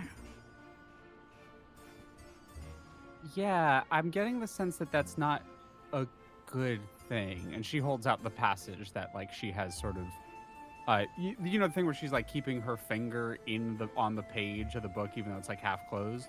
She'll like flip it open and point to that. Your arrival is a good thing, but it also heralds very bad things.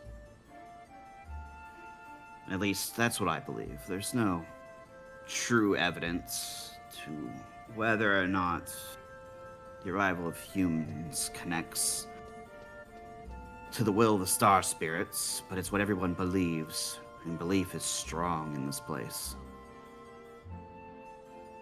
If anything, your arrival is good. It means something is going to happen. And you may be the one that can help out. No pressure. I'm sorry that you're very far from home. I've greeted more than several humans on their arrival to this place in my lifetime. I've heard much of your world beyond and talking to others. One day, I wish my magic to grow strong enough to travel there instead. I've always wanted to see another world. Well, I can assure you that seeing another world is certainly a once-in-a-lifetime experience, and if I can bring you with me when I go, she kind of like has almost a worried expression for a half a moment. I'd be happy to. Not to worry. Whatever power that brings you here will, once whatever reason it whisks you here is done, it will offer you your way home. It always has. But the humans that remain have always chosen to stay. So there are humans that have chosen to stay here, and her eyes like dart across the group for half a second, but before like meeting his eyes once more. Or have the natural way to travel back and forth between. Seems like almost like a gift. When you succeed at what you do, you're able to traverse the bounds of the worlds between, or so I'm told. Huh. Thank you. That's more hope and more information than I've had on it for a long time. So really, thank Of you. course. If you ended up in Twilight Town as your first destination, I assumed the generally spooky demeanor of the place may have had you a little bit on edge. No offense, of course, to our local undead. I just read Darren. Honestly, they made me feel really welcome. The people of the Twilighters are a very wholesome community. You couldn't have ended up at a better place, if I could be honest. Addie looks at everyone and she does the like bit of a bow thing, holding the book. I don't know if I've thanked you all, but thank you all for kind of showing me the way and sticking with me and helping me figure things out. Community brings people together. We all try to help each other out as much as we can these days. Darren will just walk forward. He's going, oh, no. If anything, we've loved having you around. She does the Kiku, it's like the sniffle thing again, where she's like, yeah, I appreciate that. And Darren will just reach out, pat her on the side, and...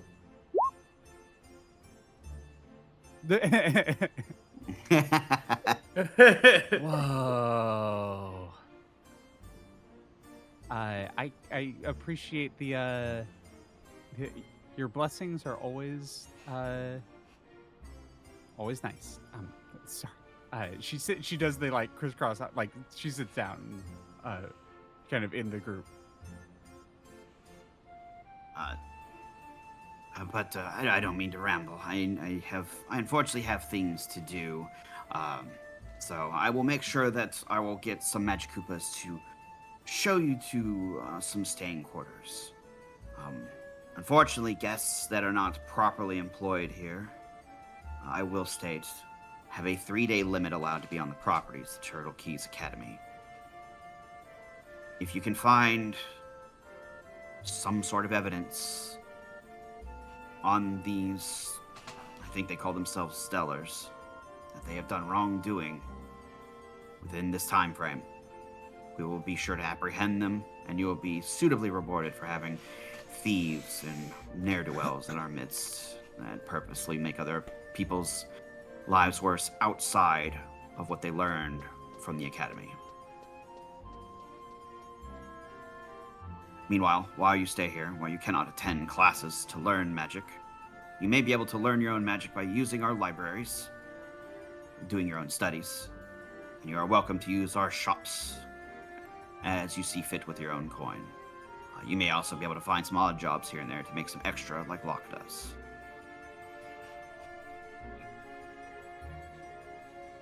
But if you'll follow me, I'll be happy to show you where you have arrived, because this is only one small location. And he will gesture toward the stairs. He will gently scoop hammer into his hand. The softest sleeper. Scoop. And we'll show you downstairs. Before they go, can Doug just walk up to him real quick? Hey, real quickly, could you show me how to spell your name real quick? He just hands him a piece of paper and a pen. Oh, yes, of course. What is it you're doing? We'll sign his name. Oh, well, you know, you're kind of our only point of reference here, so knowing how to say your name and also be able to, like, present it or point it out is actually really important. I see. Thank you. And Doug will file that signature away. Thank you. I know you DM'd me what you were doing. Forgery. But we'll guide you downstairs. The downstairs, you do see a sign of one or two of the Stellars around, which kind of like eye you from afar while they're reading books. They seem to look at you a little too long as they look. Although if anyone like mean mugs them back, they'll like turn back away quickly. I just imagine Blair just arches an eyebrow at them if she catches them staring at her. But I will move you to our main map, and You know what's really funny about this whole place?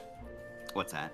Weeks ago when you told me Turtle Keys, that's why I said the thing with the sunscreen and the it is sea a tropical air. location, And despite what it looks like. Okay, It cool. is a tropical location. The theming of this library is very autumnal, but the outside is tropical. Despite what it looks like, I will describe it further. But you are definitely in a... Autumn you can Beach smell the sounds sea such air. a vibe. like the you can smell like the coastal air. You can hear the seagulls even at night, that sort of thing. This is the map of Turtle Keys Academy. Oh boy. It's a big I'm one. so excited. Holy Hachi Machi. Oh god. Oh my. Oh. Hey guys, I God. think we might have found the main location for the campaign.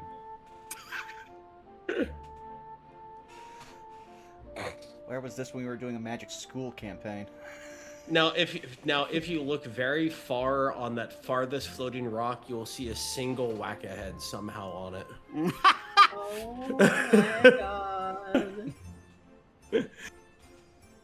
Floating through the stars. Whack You guys have emerged from this building here. Which building? Okay. Oh, we were guided to it. Oh, how cool is that? I didn't know you could move the camera like that. Yeah, it's one of the That's newer sweet. features. You can, as a DM, you can right-click focus ping. That's so cool. The water is so beautiful and reflective. It reflects the starry sky above perfectly.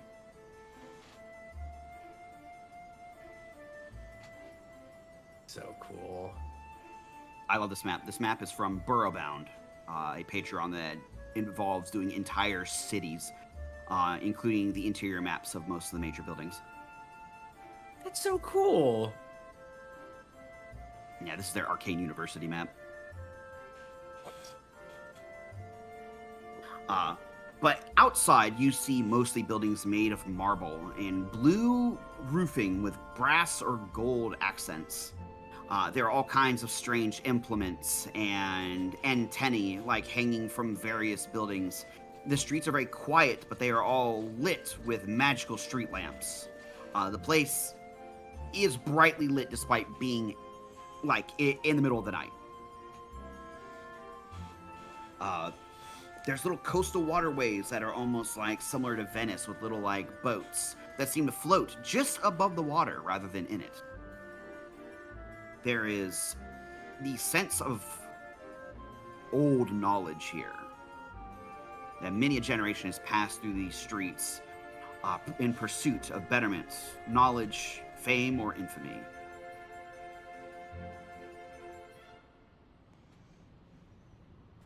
Camille will say, this is Turtle Keys Academy. It has been multiple generations long of well-done research and building. The brightest magic Koopas using their greatest magics to construct a place of learning. You'll see Darren reach in and pull out of a pocket like a little booklet that just says top 100 places to live in the kingdoms. He'll just flip the pages. Yeah, Turtle Keys, number 8. I'll make sure to have you taken to the guest dormitories. There'll be a nice room for each of you. If you choose, you can choose to bunk with people if you like as well. You will be given keys to your room that will work for 3 days.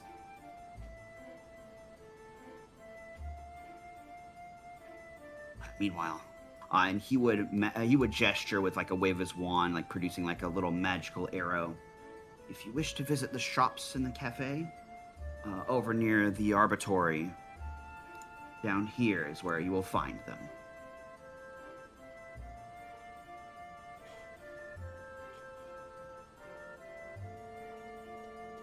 If you get lost at any time, feel free to ask around. People are very willing to help out. It'll be very easy to relocate yourself.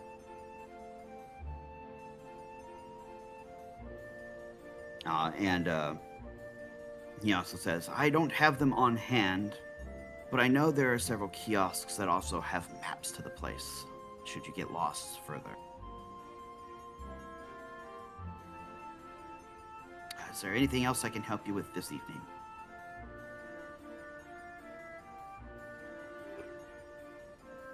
You guys have any questions? I think if people watch, Blair looks like her normal self, But man, she is overwhelmed by the brightness and like non-spooky atmosphere. Look at this place, not haunted. No screams in the background. No pranks to be done. No art to be made. Darren's just looking around. Wow. Yeah, I for have to imagine for Prime Midnight, there's not really busy. I have to imagine that, God, there has to be like a wing of this place that's basically like doing Pictomancer shit with magic. Yeah. God. Don't tell Blair, because then she'll never want to actually leave. Darren will just look at Count, and he just goes, "Oh, where's the cafe you mentioned?" It'll be down near the Arbitory. You'll be able to see it. It's a very brightly colored building compared to everything else. If you see lots of pinks and yellows and blues that are a different color blue than the roofs around here, you will have found the place. It is hard to miss. Oh, okay. I think I got one last question. Those bunnies, what should I call them? Stellars? Stellars. I Yes. think Punky calls them nerds. I mean, they are nerds, but I digress. Where do they mostly hang around? That you know of? I don't particularly know where they assemble. I can try to find that information out for you. It might take me a little bit, but I can get you that. I would appreciate it. Certainly. And here, gang, before we continue, I'm going to call the restroom break because I gotta go really bad. No problem, Okey Chief. dokey. We'll take our break here. Ready? I'll be Okay. right back. I'm gonna go ahead and add her out a couple things. All right, big Sam, be right back. Whoa, Okay. chat. Hi, chat. Hello. Yeah, it only took us 11 episodes, but Cheez-E Michael is now an actual part of the campaign. And it was me who did it, which is honestly like surprising me a little bit too. But when you see an opportunity, you have to take it. I was waiting for him now to become a boss. This probably isn't like a compliment to you, Punky, but I'm proud of you. Yeah, jury's out on that one. Yeah. See, Brenna, you say boss, I'm fully expecting we're gonna run into Cheez-E Michael and he's just gonna pull out bombs. No, he shows up, we're like already like after a boss fight, all our like spells are like spent and abilities. And that's when Chekhov shows up. To save us from Cheez-E Michael. Yeah, it's the perfect bit of poetry.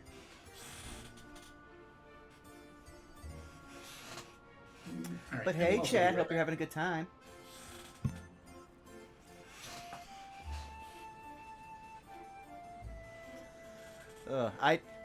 So I've already got one scam already brewing. I did not think I would get his signature. So now I'm thinking of how many scams I can get away with a high-ranking member of the community signature. We're gonna have fun here. I didn't come to this place with warrants. I will probably leave with them.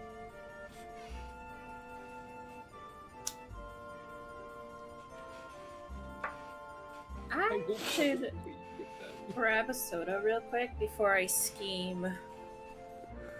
Ooh, that's good. Caffeine helps with that. Yes, let's just say Spar isn't safe. Alarming. When is he ever with you? Well, and I guess to that degree, no one is safe either, so teehee. It's true. I will get attacked in this. I will be damaged greatly in this crossfire. Yeah. It's a sacrifice we're willing to make, right, Punky? Oh, absolutely. Yeah, no, I'll die for the cause.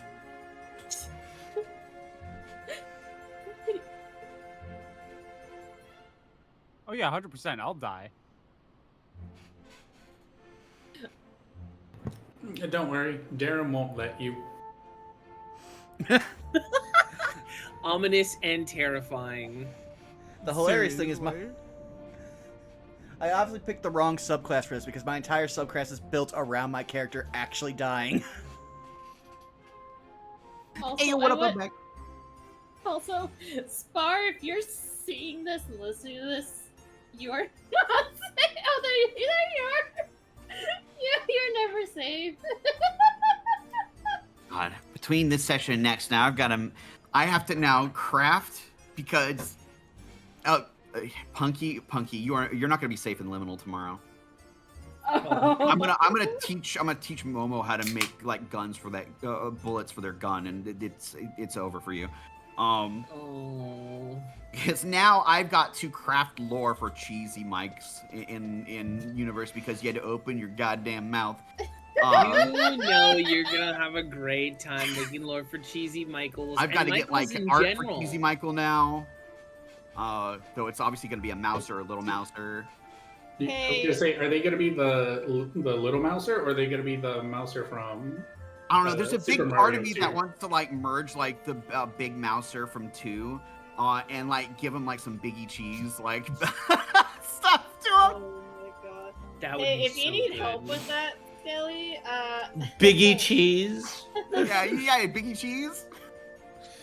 if Yeah, you yo. need help, I totally volunteer for the cause.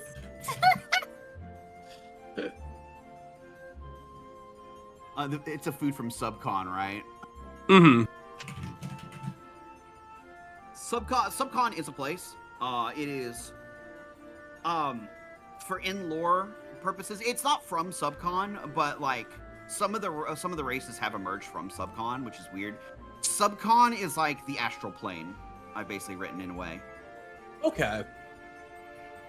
So if you like cast like astral projection, you would end up in Subcon. The sub concoction opens a door to to Subcon, which Subcon in itself is connected to the Minus World, which is a whole other kettle of fish. Is the Minus World just maze? That's not a bad interpretation now that you say it.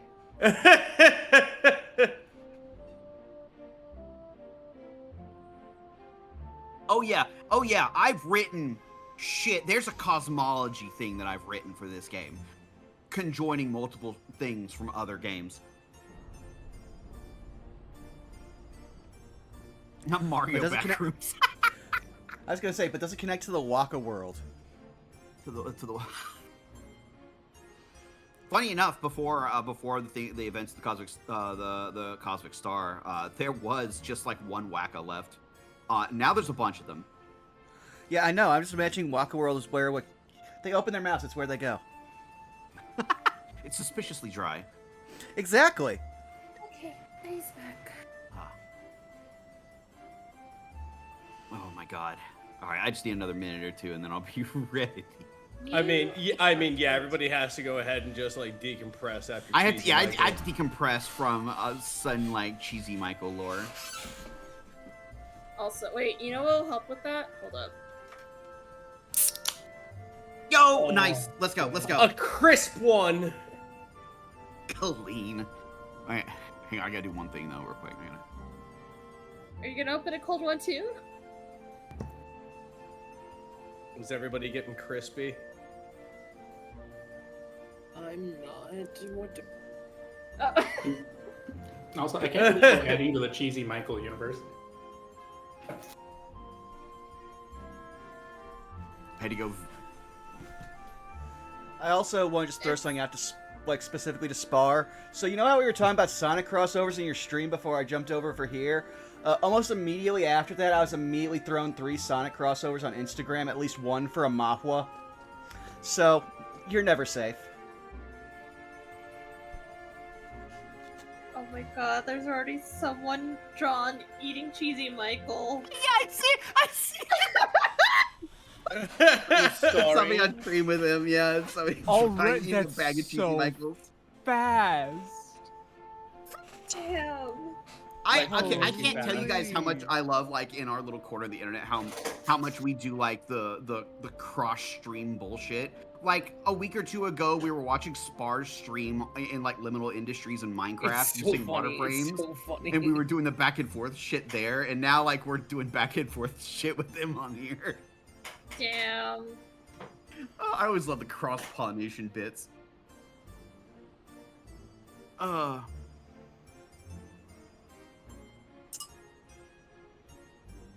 Who? Well, all right. We can proceed. I don't have too much more prepared for this evening, but we can proceed a little bit. Okay. I think if we at least make it to the cafe, it should be fine, right? Yes. Yeah. I don't have the full menu typed up yet for them, but I do have a good bit of what they have available. All right, well then. We can pick up back here though if everybody's ready. Yes. Yeah. Lego. Alrighty. So, after a little bit of waiting, there are a pair of red-robed Magic Koopas that show up. With like they have like a little gold sash on them. They look like they're patrolmen here. Just like not necessarily security, but they're making sure everything's okay. And Camille talks with the pair, and it's like, could you please show our guests to the guest dormitory? I know Locke knows where they are. But just in case, it's late and there's some unscrupulous individuals afoot. They like look at each other like, you got it, Deacon. And they both do like a salute. And they're like, if you would follow us, please, we'll show you the way. And they will happily, if you follow them, show you to the guest dormitories. Locke, you're currently staying in one of these, but you've been given special pass, like while you're working here. You're in you're in a slightly nicer one. Yours has like an inbuilt kitchen and everything in it, whereas the other ones are more like a hotel room. Maybe they have like a coffee brewer at most. Whereas yours has like a little mini kitchen and everything in it. Probably made for extended stay guests. But they show you to the buildings over here. It's a little bit of a walk.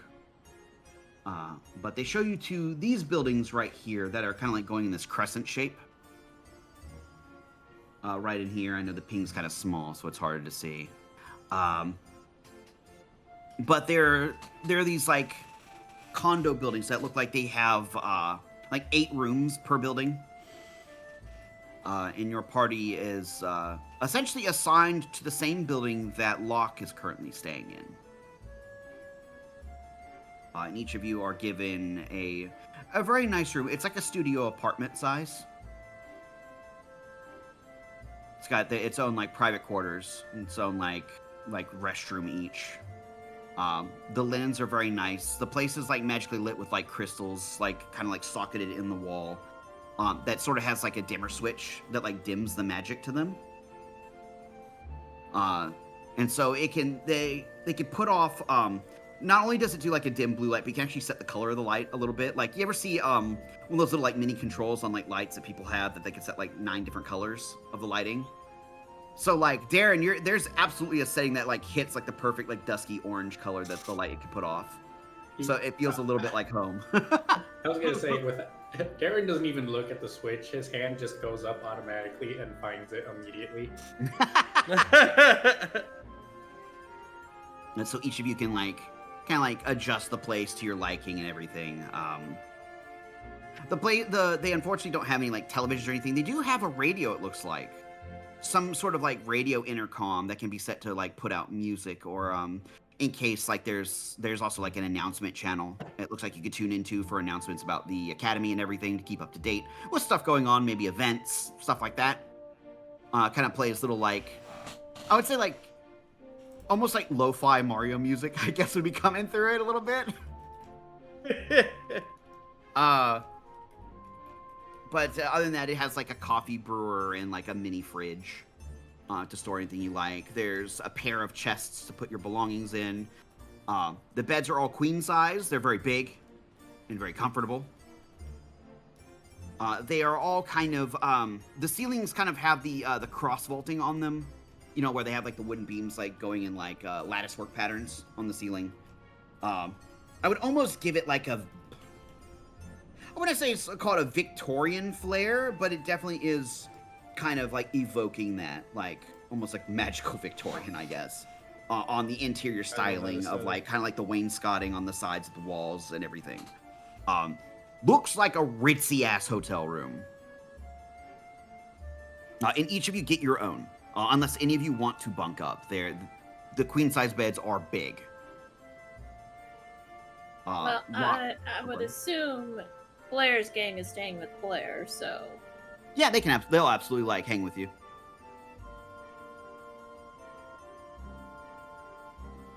Y'all will haunt the same room. Rekhal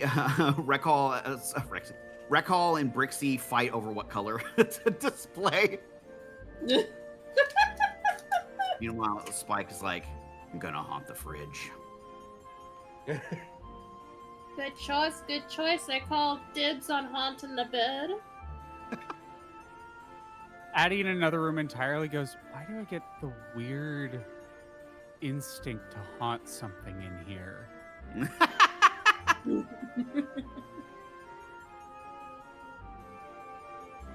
I just imagine the Boos tonight are getting that smoke weed up. Just I imagine like one of them is just gonna come in and it's just gonna be like God, what is it? Is it like Grandma's Boy that like they have the door that they open, there's just a huge plume of weed smoke that comes out whenever a Magic Koopa comes up to the door? Okay, we're not doing that much ghost weed, but we're doing a sample. We're doing a sample. Blair got hit up with some good choices, you know? Hey, is Kiki's room close enough that I smell it? Is Kiki's room close enough that I know this is happening? Connected AC system, and if so, you definitely, because I remember I stayed in a place that had connected AC system through all of them, and then one place blazed it up, and all the apartment rooms could smell. That is okay. Tiny little side story. I went to a very, very, very, very strict high school. Like I actually had to go to a boarding school. It's a whole thing. I won't get into the story right now. My freshman year, 2 kids were like, oh, we got some weed, we're gonna go smoke. And they went down into what they thought would be a safe place to smoke, which is like the basement next to the chapel. Shit you not. And there was the thing that there was a vent right there, and they're like, all right, we're gonna blow it into the vent and it'll like blow out and it'll be totally fun, no one will know. They didn't know that vent was the intake vent for the air conditioning for the entire building. Oh no. That's hilarious. It was very funny. On second thought, if there is a connecting vent to make sure no one else dies from ghost weed, there will be no ghost weed this time.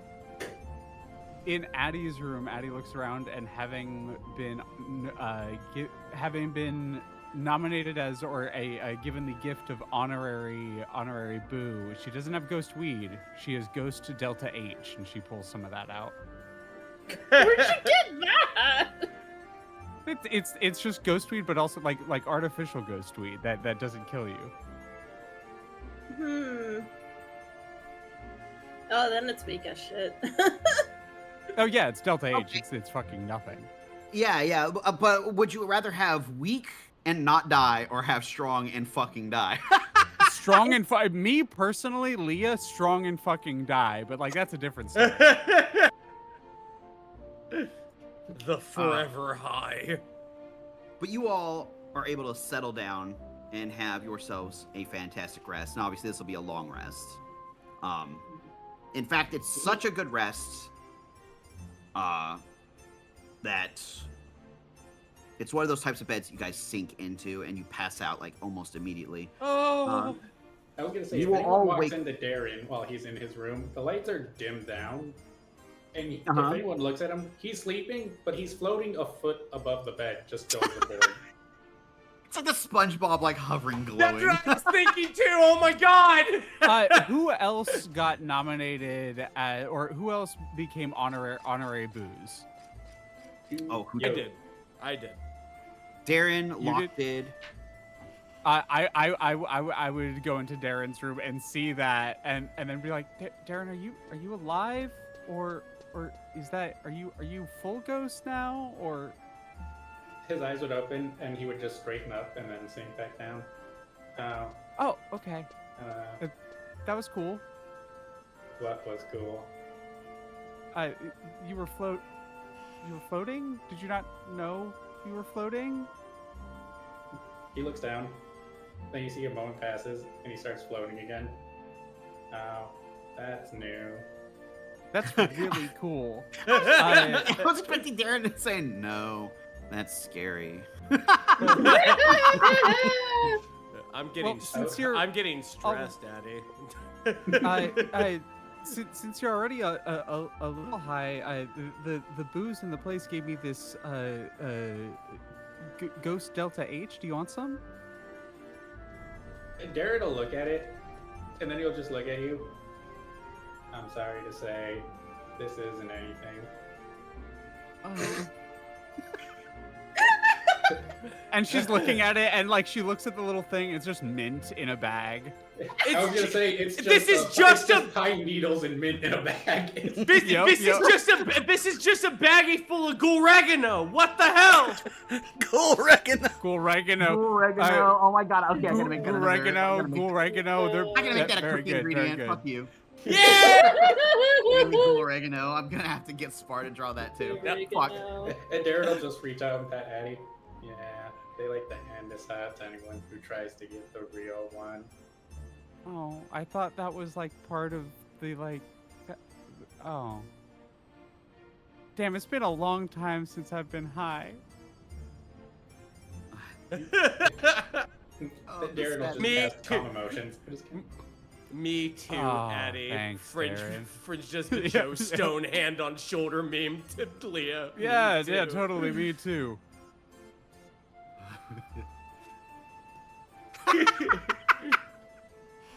All right. So you all are able to get a fantastic rest. Not even a good rest, a fantastic rest. Like you're staying at like the best Holiday Inn ever.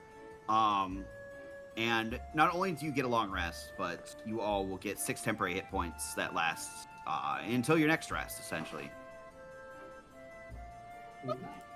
Damn. Okay. I see you.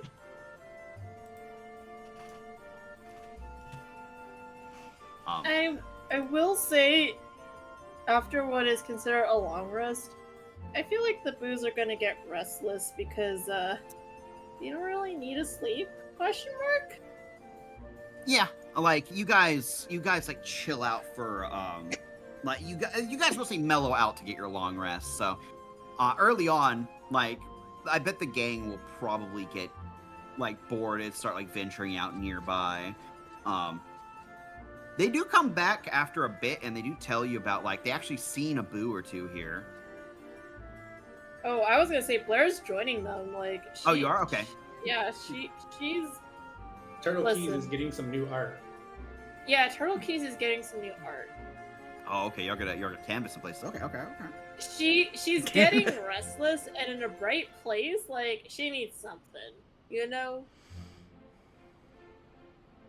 There are lots and lots of walls and crevices and spaces to vandalize. Actually, here's what I want you to do. Yeah.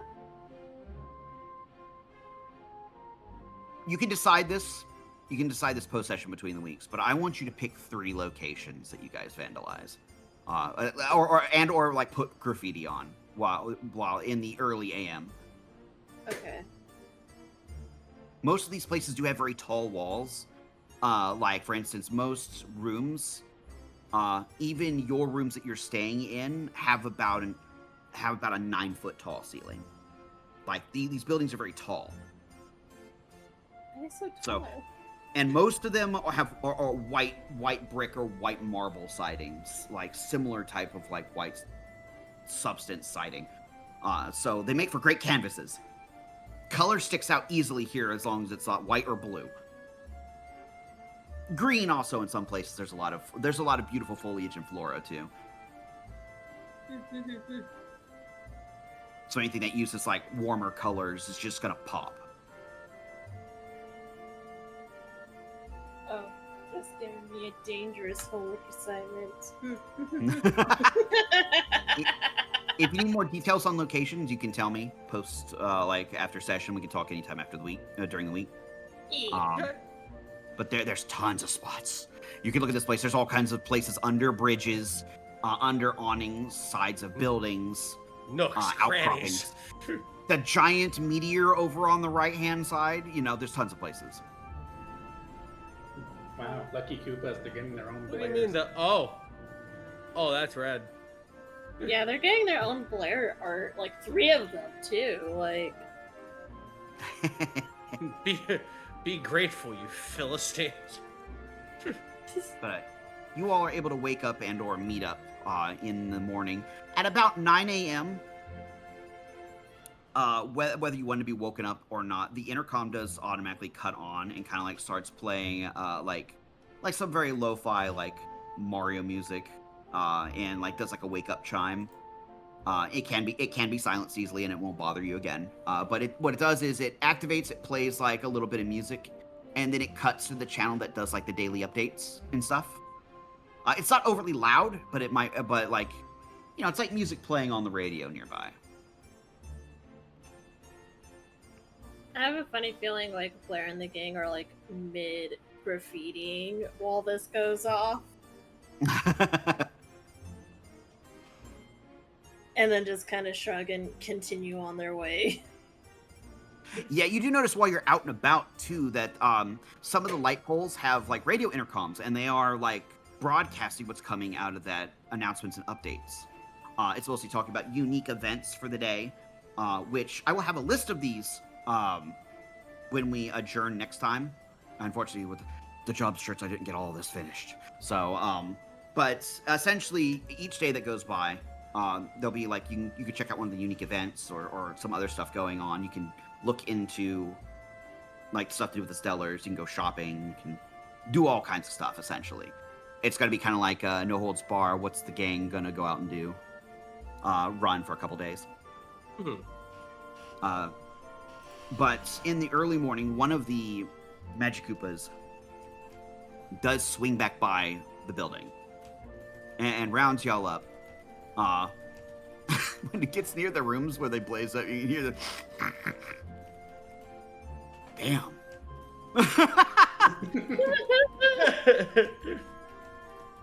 And it, like, knocks on everybody's door. And says, I was asked to take you to the Arbitory when everybody was ready.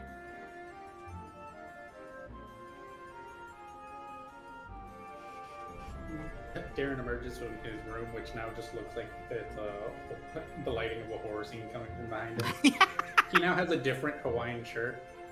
Okay, which horror scene? Which horror scene? Is it like completely like pitch on the inside, or is it that like weird, ominous, like extremely deep red glowing light that gives you the like rim black? Yeah, the deep red, almost in the meme of Seinfeld with Kramer going, "You don't want to know what's in there." Yep. I thought you were gonna do like the overly overly halogenic lighting that's done in the one kill scene in Twin Peaks.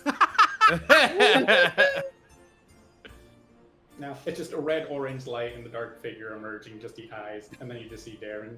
Like, He makes that sound for Dexter's Laboratory when Chubby Cheese comes to take Dexter's like, love that fucking sound so much. Oh my god. I imagine when this Magic Koopa comes to like gather all of us, Blair and the gang show up right behind him, pose to like give a teasful scare, you know? And Darren tries to say, ah, ah, and he has to like readjust his glasses quickly. Like, I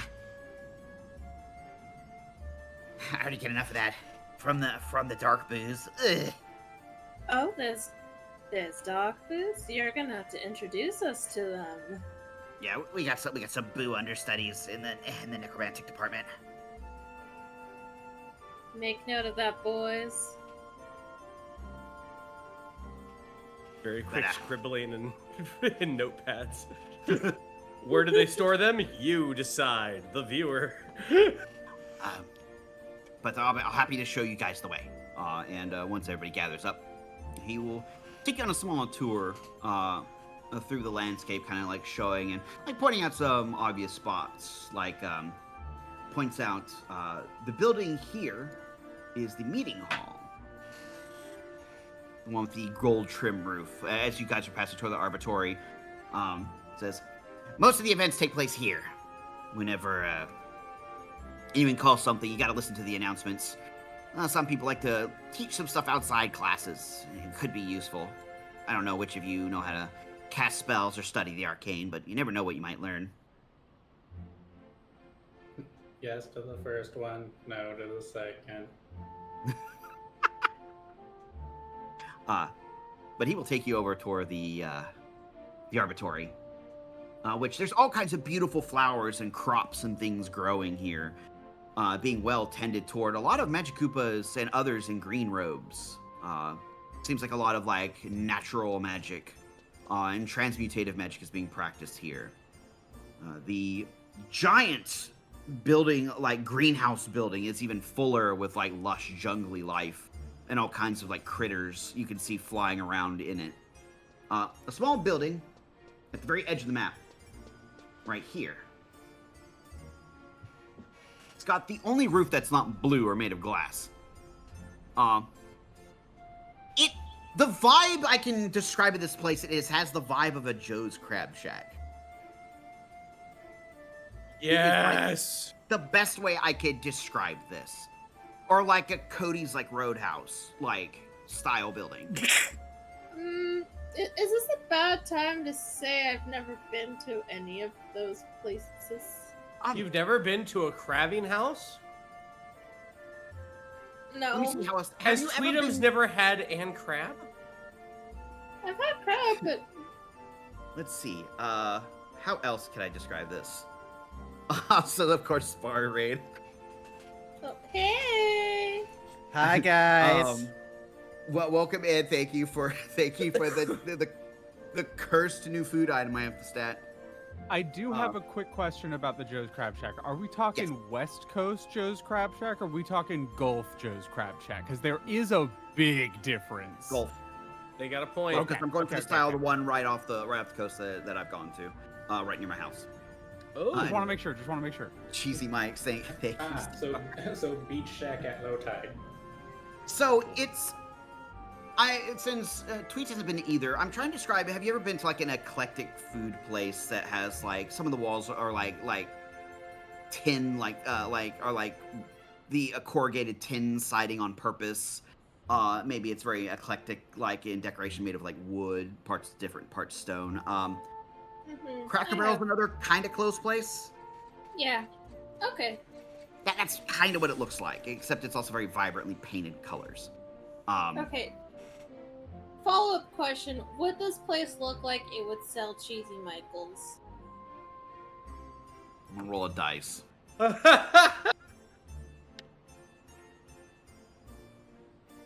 Yes, it looks like it might sell Cheez-E Mike. The exhaustion in your voice. Oh, you Since I rolled a 19 on the dice, it's like, all right, dice said yeah, I guess, sure.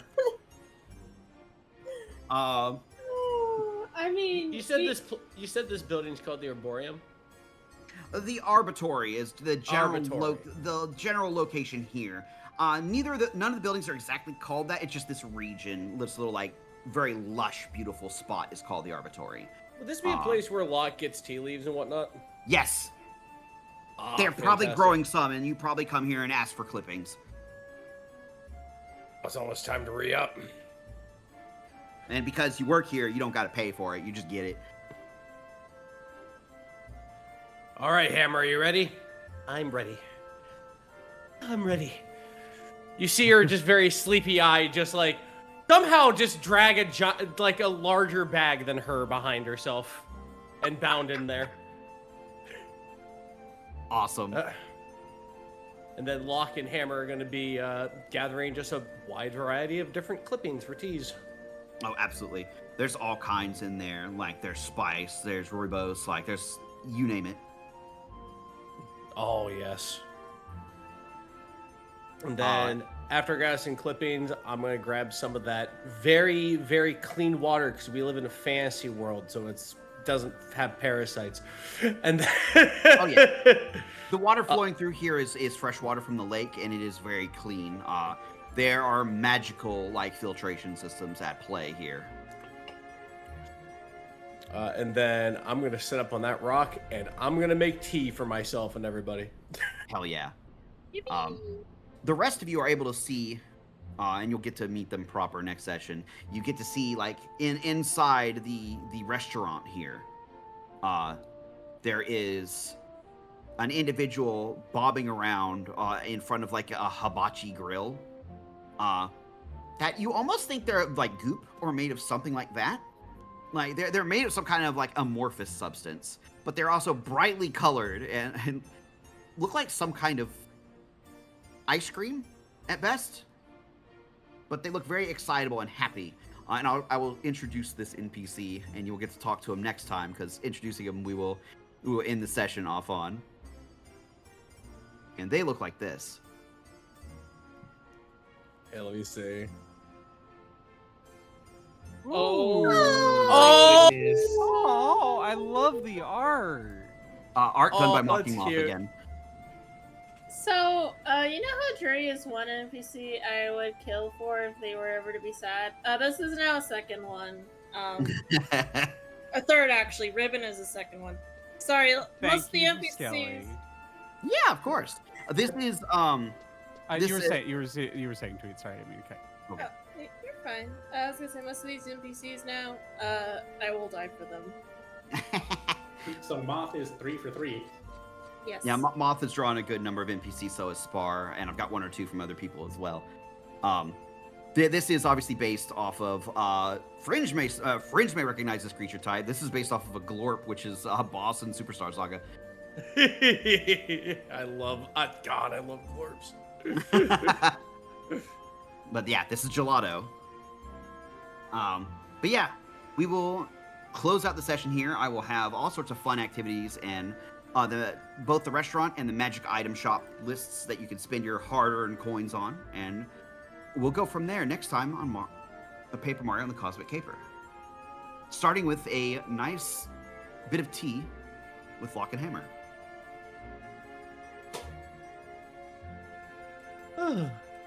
Oh, you Good want me to go fetch, ahead and de-introduce myself? Oh, thank you, bud. Yeah, go for it. You go first. Oh, yeah, no problem. You just said Lock and Hammer, and I just snapped awake like a sleeper agent. What's up?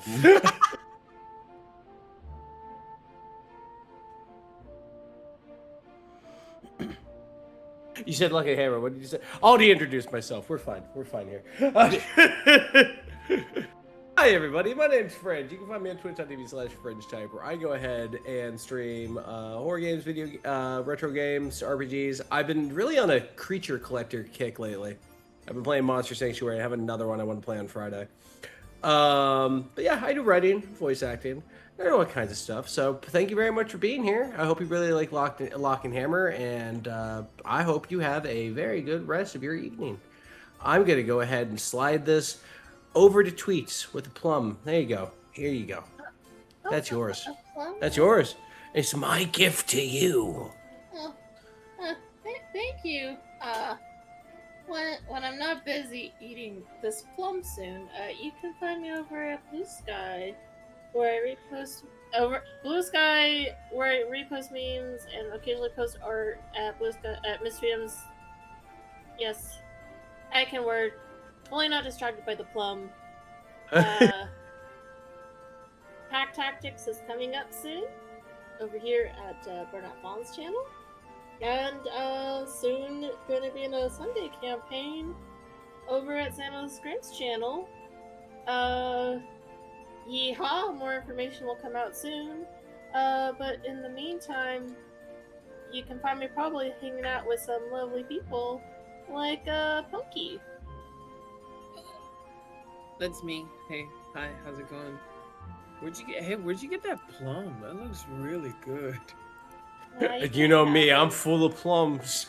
You can't have this one. I already ate it, but you can surely find more over at your channel, which is Can you tell me where to find you, Punky? I can. You can find me at twitch.tv/punky_o_o. And before I continue, I have to curse everyone with this thought that's been in my head since the fucking library. When we were talking about I forget his name because I'm horrible with names. Old man Koopa, who was talking about wanting to visit the human world.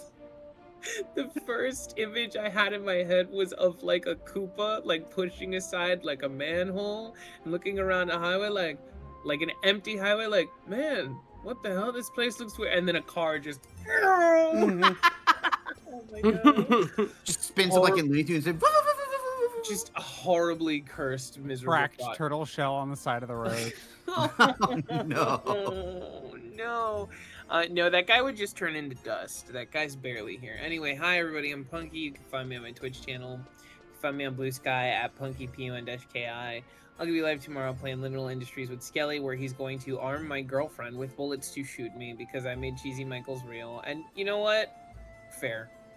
Fair and deserved, if I'm being so real. Gunned down in the back room for making Cheez-E Michaels real in Mario. I'm gonna pass it over to Robot. I'm gonna throw you a plum, and now you got a plum and a peach. Oh, but how am I supposed to decide? Porque no los dos. This is true. Anyway, you can find me on Blue Sky at Robot, mostly repost and occasional haunt pot. Otherwise, you're more likely going to find me lurking in just about everybody's Twitch channel chats here, including the always wonderful Leah. That's me. That's me. Hi, I am. By the way, here's a okay. peach Oh, and a plum. oh, thank you. Oh, this is fucking. Oh, this is so juicy. Vizier. Hello, everyone. I'm Lee, aka Amusing Thought. You can find me returning to the streaming world this week, and next week I should have an actual stream schedule for you all. Thank you all for bearing with me during the nightmare move that we just went through, and I hope everyone has a lovely day. Thank you for hanging out with us. Thank you for spending your time with us. We all get a limited amount of it, and I appreciate you sharing some of yours with us here today. I believe that does leave us just with our lovely, wonderful host, unless Skelly, you have not gone. Ah, that's No, fine. I haven't gone yet. Okay, then it is, well, one of our lovely hosts, Skelly. Hi, everybody. I'm Skelly Alpha. You can find me on Twitch, Blue Sky, and YouTube under the same names. Continuing this week is some more Minecraft, hanging out, doing Liminal with Punky and Momo tomorrow. Thursday, it's going to be hanging out with Tech for his birthday. And Friday, it's going to be doing Big Walk with the 4 Gears gang. And Saturday is going to be possibly hanging out with Alfred, a.k.a. Paper Box House, doing art and potentially D&D stuff. I don't know. We're just going to be shooting the shit and getting shit done, is essentially that day. On other news, I totally forgot to talk about, possibly in the near future, I'm going to be, if my application gets accepted, I'm going to be taking part in a heavy roleplay SMP of Minecraft, a zombie apocalypse thing that might take over a month and a half. So that could be definitely a fun shift in content for a while that I'm sure regulars will want to see. So I'm very excited about that. But other than that, that's really it for me. I'll pass it over to Vaughn from here. Well, thanks. Hi, you've already found me here, twitch.tv/BurnoutVaughn. You can find me on Blue Sky and YouTube at Burnout Vaughn, and over on Patreon, Burnout Spar. Yeah, busy week. Following up tomorrow, we are going to have us just trying to beat Battle Network 2. It's probably going to take the rest of the week. We'll probably be doing that on Friday as well. But stay with us. We've got to finish fifth grader counterterrorism. We've committed to it. We're doing it. But then following that on Thursday, we have more Skeleton Crew with the Trinket Witch. As again, we've adopted yet another emotionally vulnerable teen. We must raise them because we are the only person capable of actually raising anyone in Inaba and solving a murder mystery. It's a whole thing. Please come join us. It's fun. And then on Saturday, should everyone be up and round, we will be returning to the first Zero Escape game, where me and Zako are playing it blind while Saris leads us through and laughs at our reaction to the prototypical Spike Chunsoft game. So if that sounds up your alley, please check us out. And then finally, like we said, we have Suits on Sunday, where, you know, sometimes people want to kill a villain. We'll have to see if we're going to do that. But with that out of the way, let me see who's all on. I should have been doing that now, but oh, disassociation's a bitch. 1 second. Oh, you got choices. Oh, I'm sure. I see a couple of people leaps. I see another skeleton live. Oh. Well then, that sounds like an easy one to I pick will since- say, I think Mark is doing a fundraiser right now. Oh, He- then he's yeah. also Mark with is that doing a certain- fundraiser, and Tech's birthday this week. So yeah, Yeah. those two would be the ones I rec. Same. Well, I very rarely get to raid Mark, so for the sake of doing a fundraiser, what should our raid message be while I type in his very long Twitch Cheesy name? Michael. I was just about to say Cheesy Oh, yeah. Mike's. Cheesy Mike's. All right, well, Cheesy Mike's. Wouldn't it be Cheesy Mark? Oh shit. yeah, that's good. Okay, Oh, damn. that's our raid message, Cheesy Marks. Thank you all for coming out. We will see you again in 1 week's time. Thank you. We love you. Bye-bye. Bye-bye. Goodbye now. Goodbye Goodbye. now. Goodbye.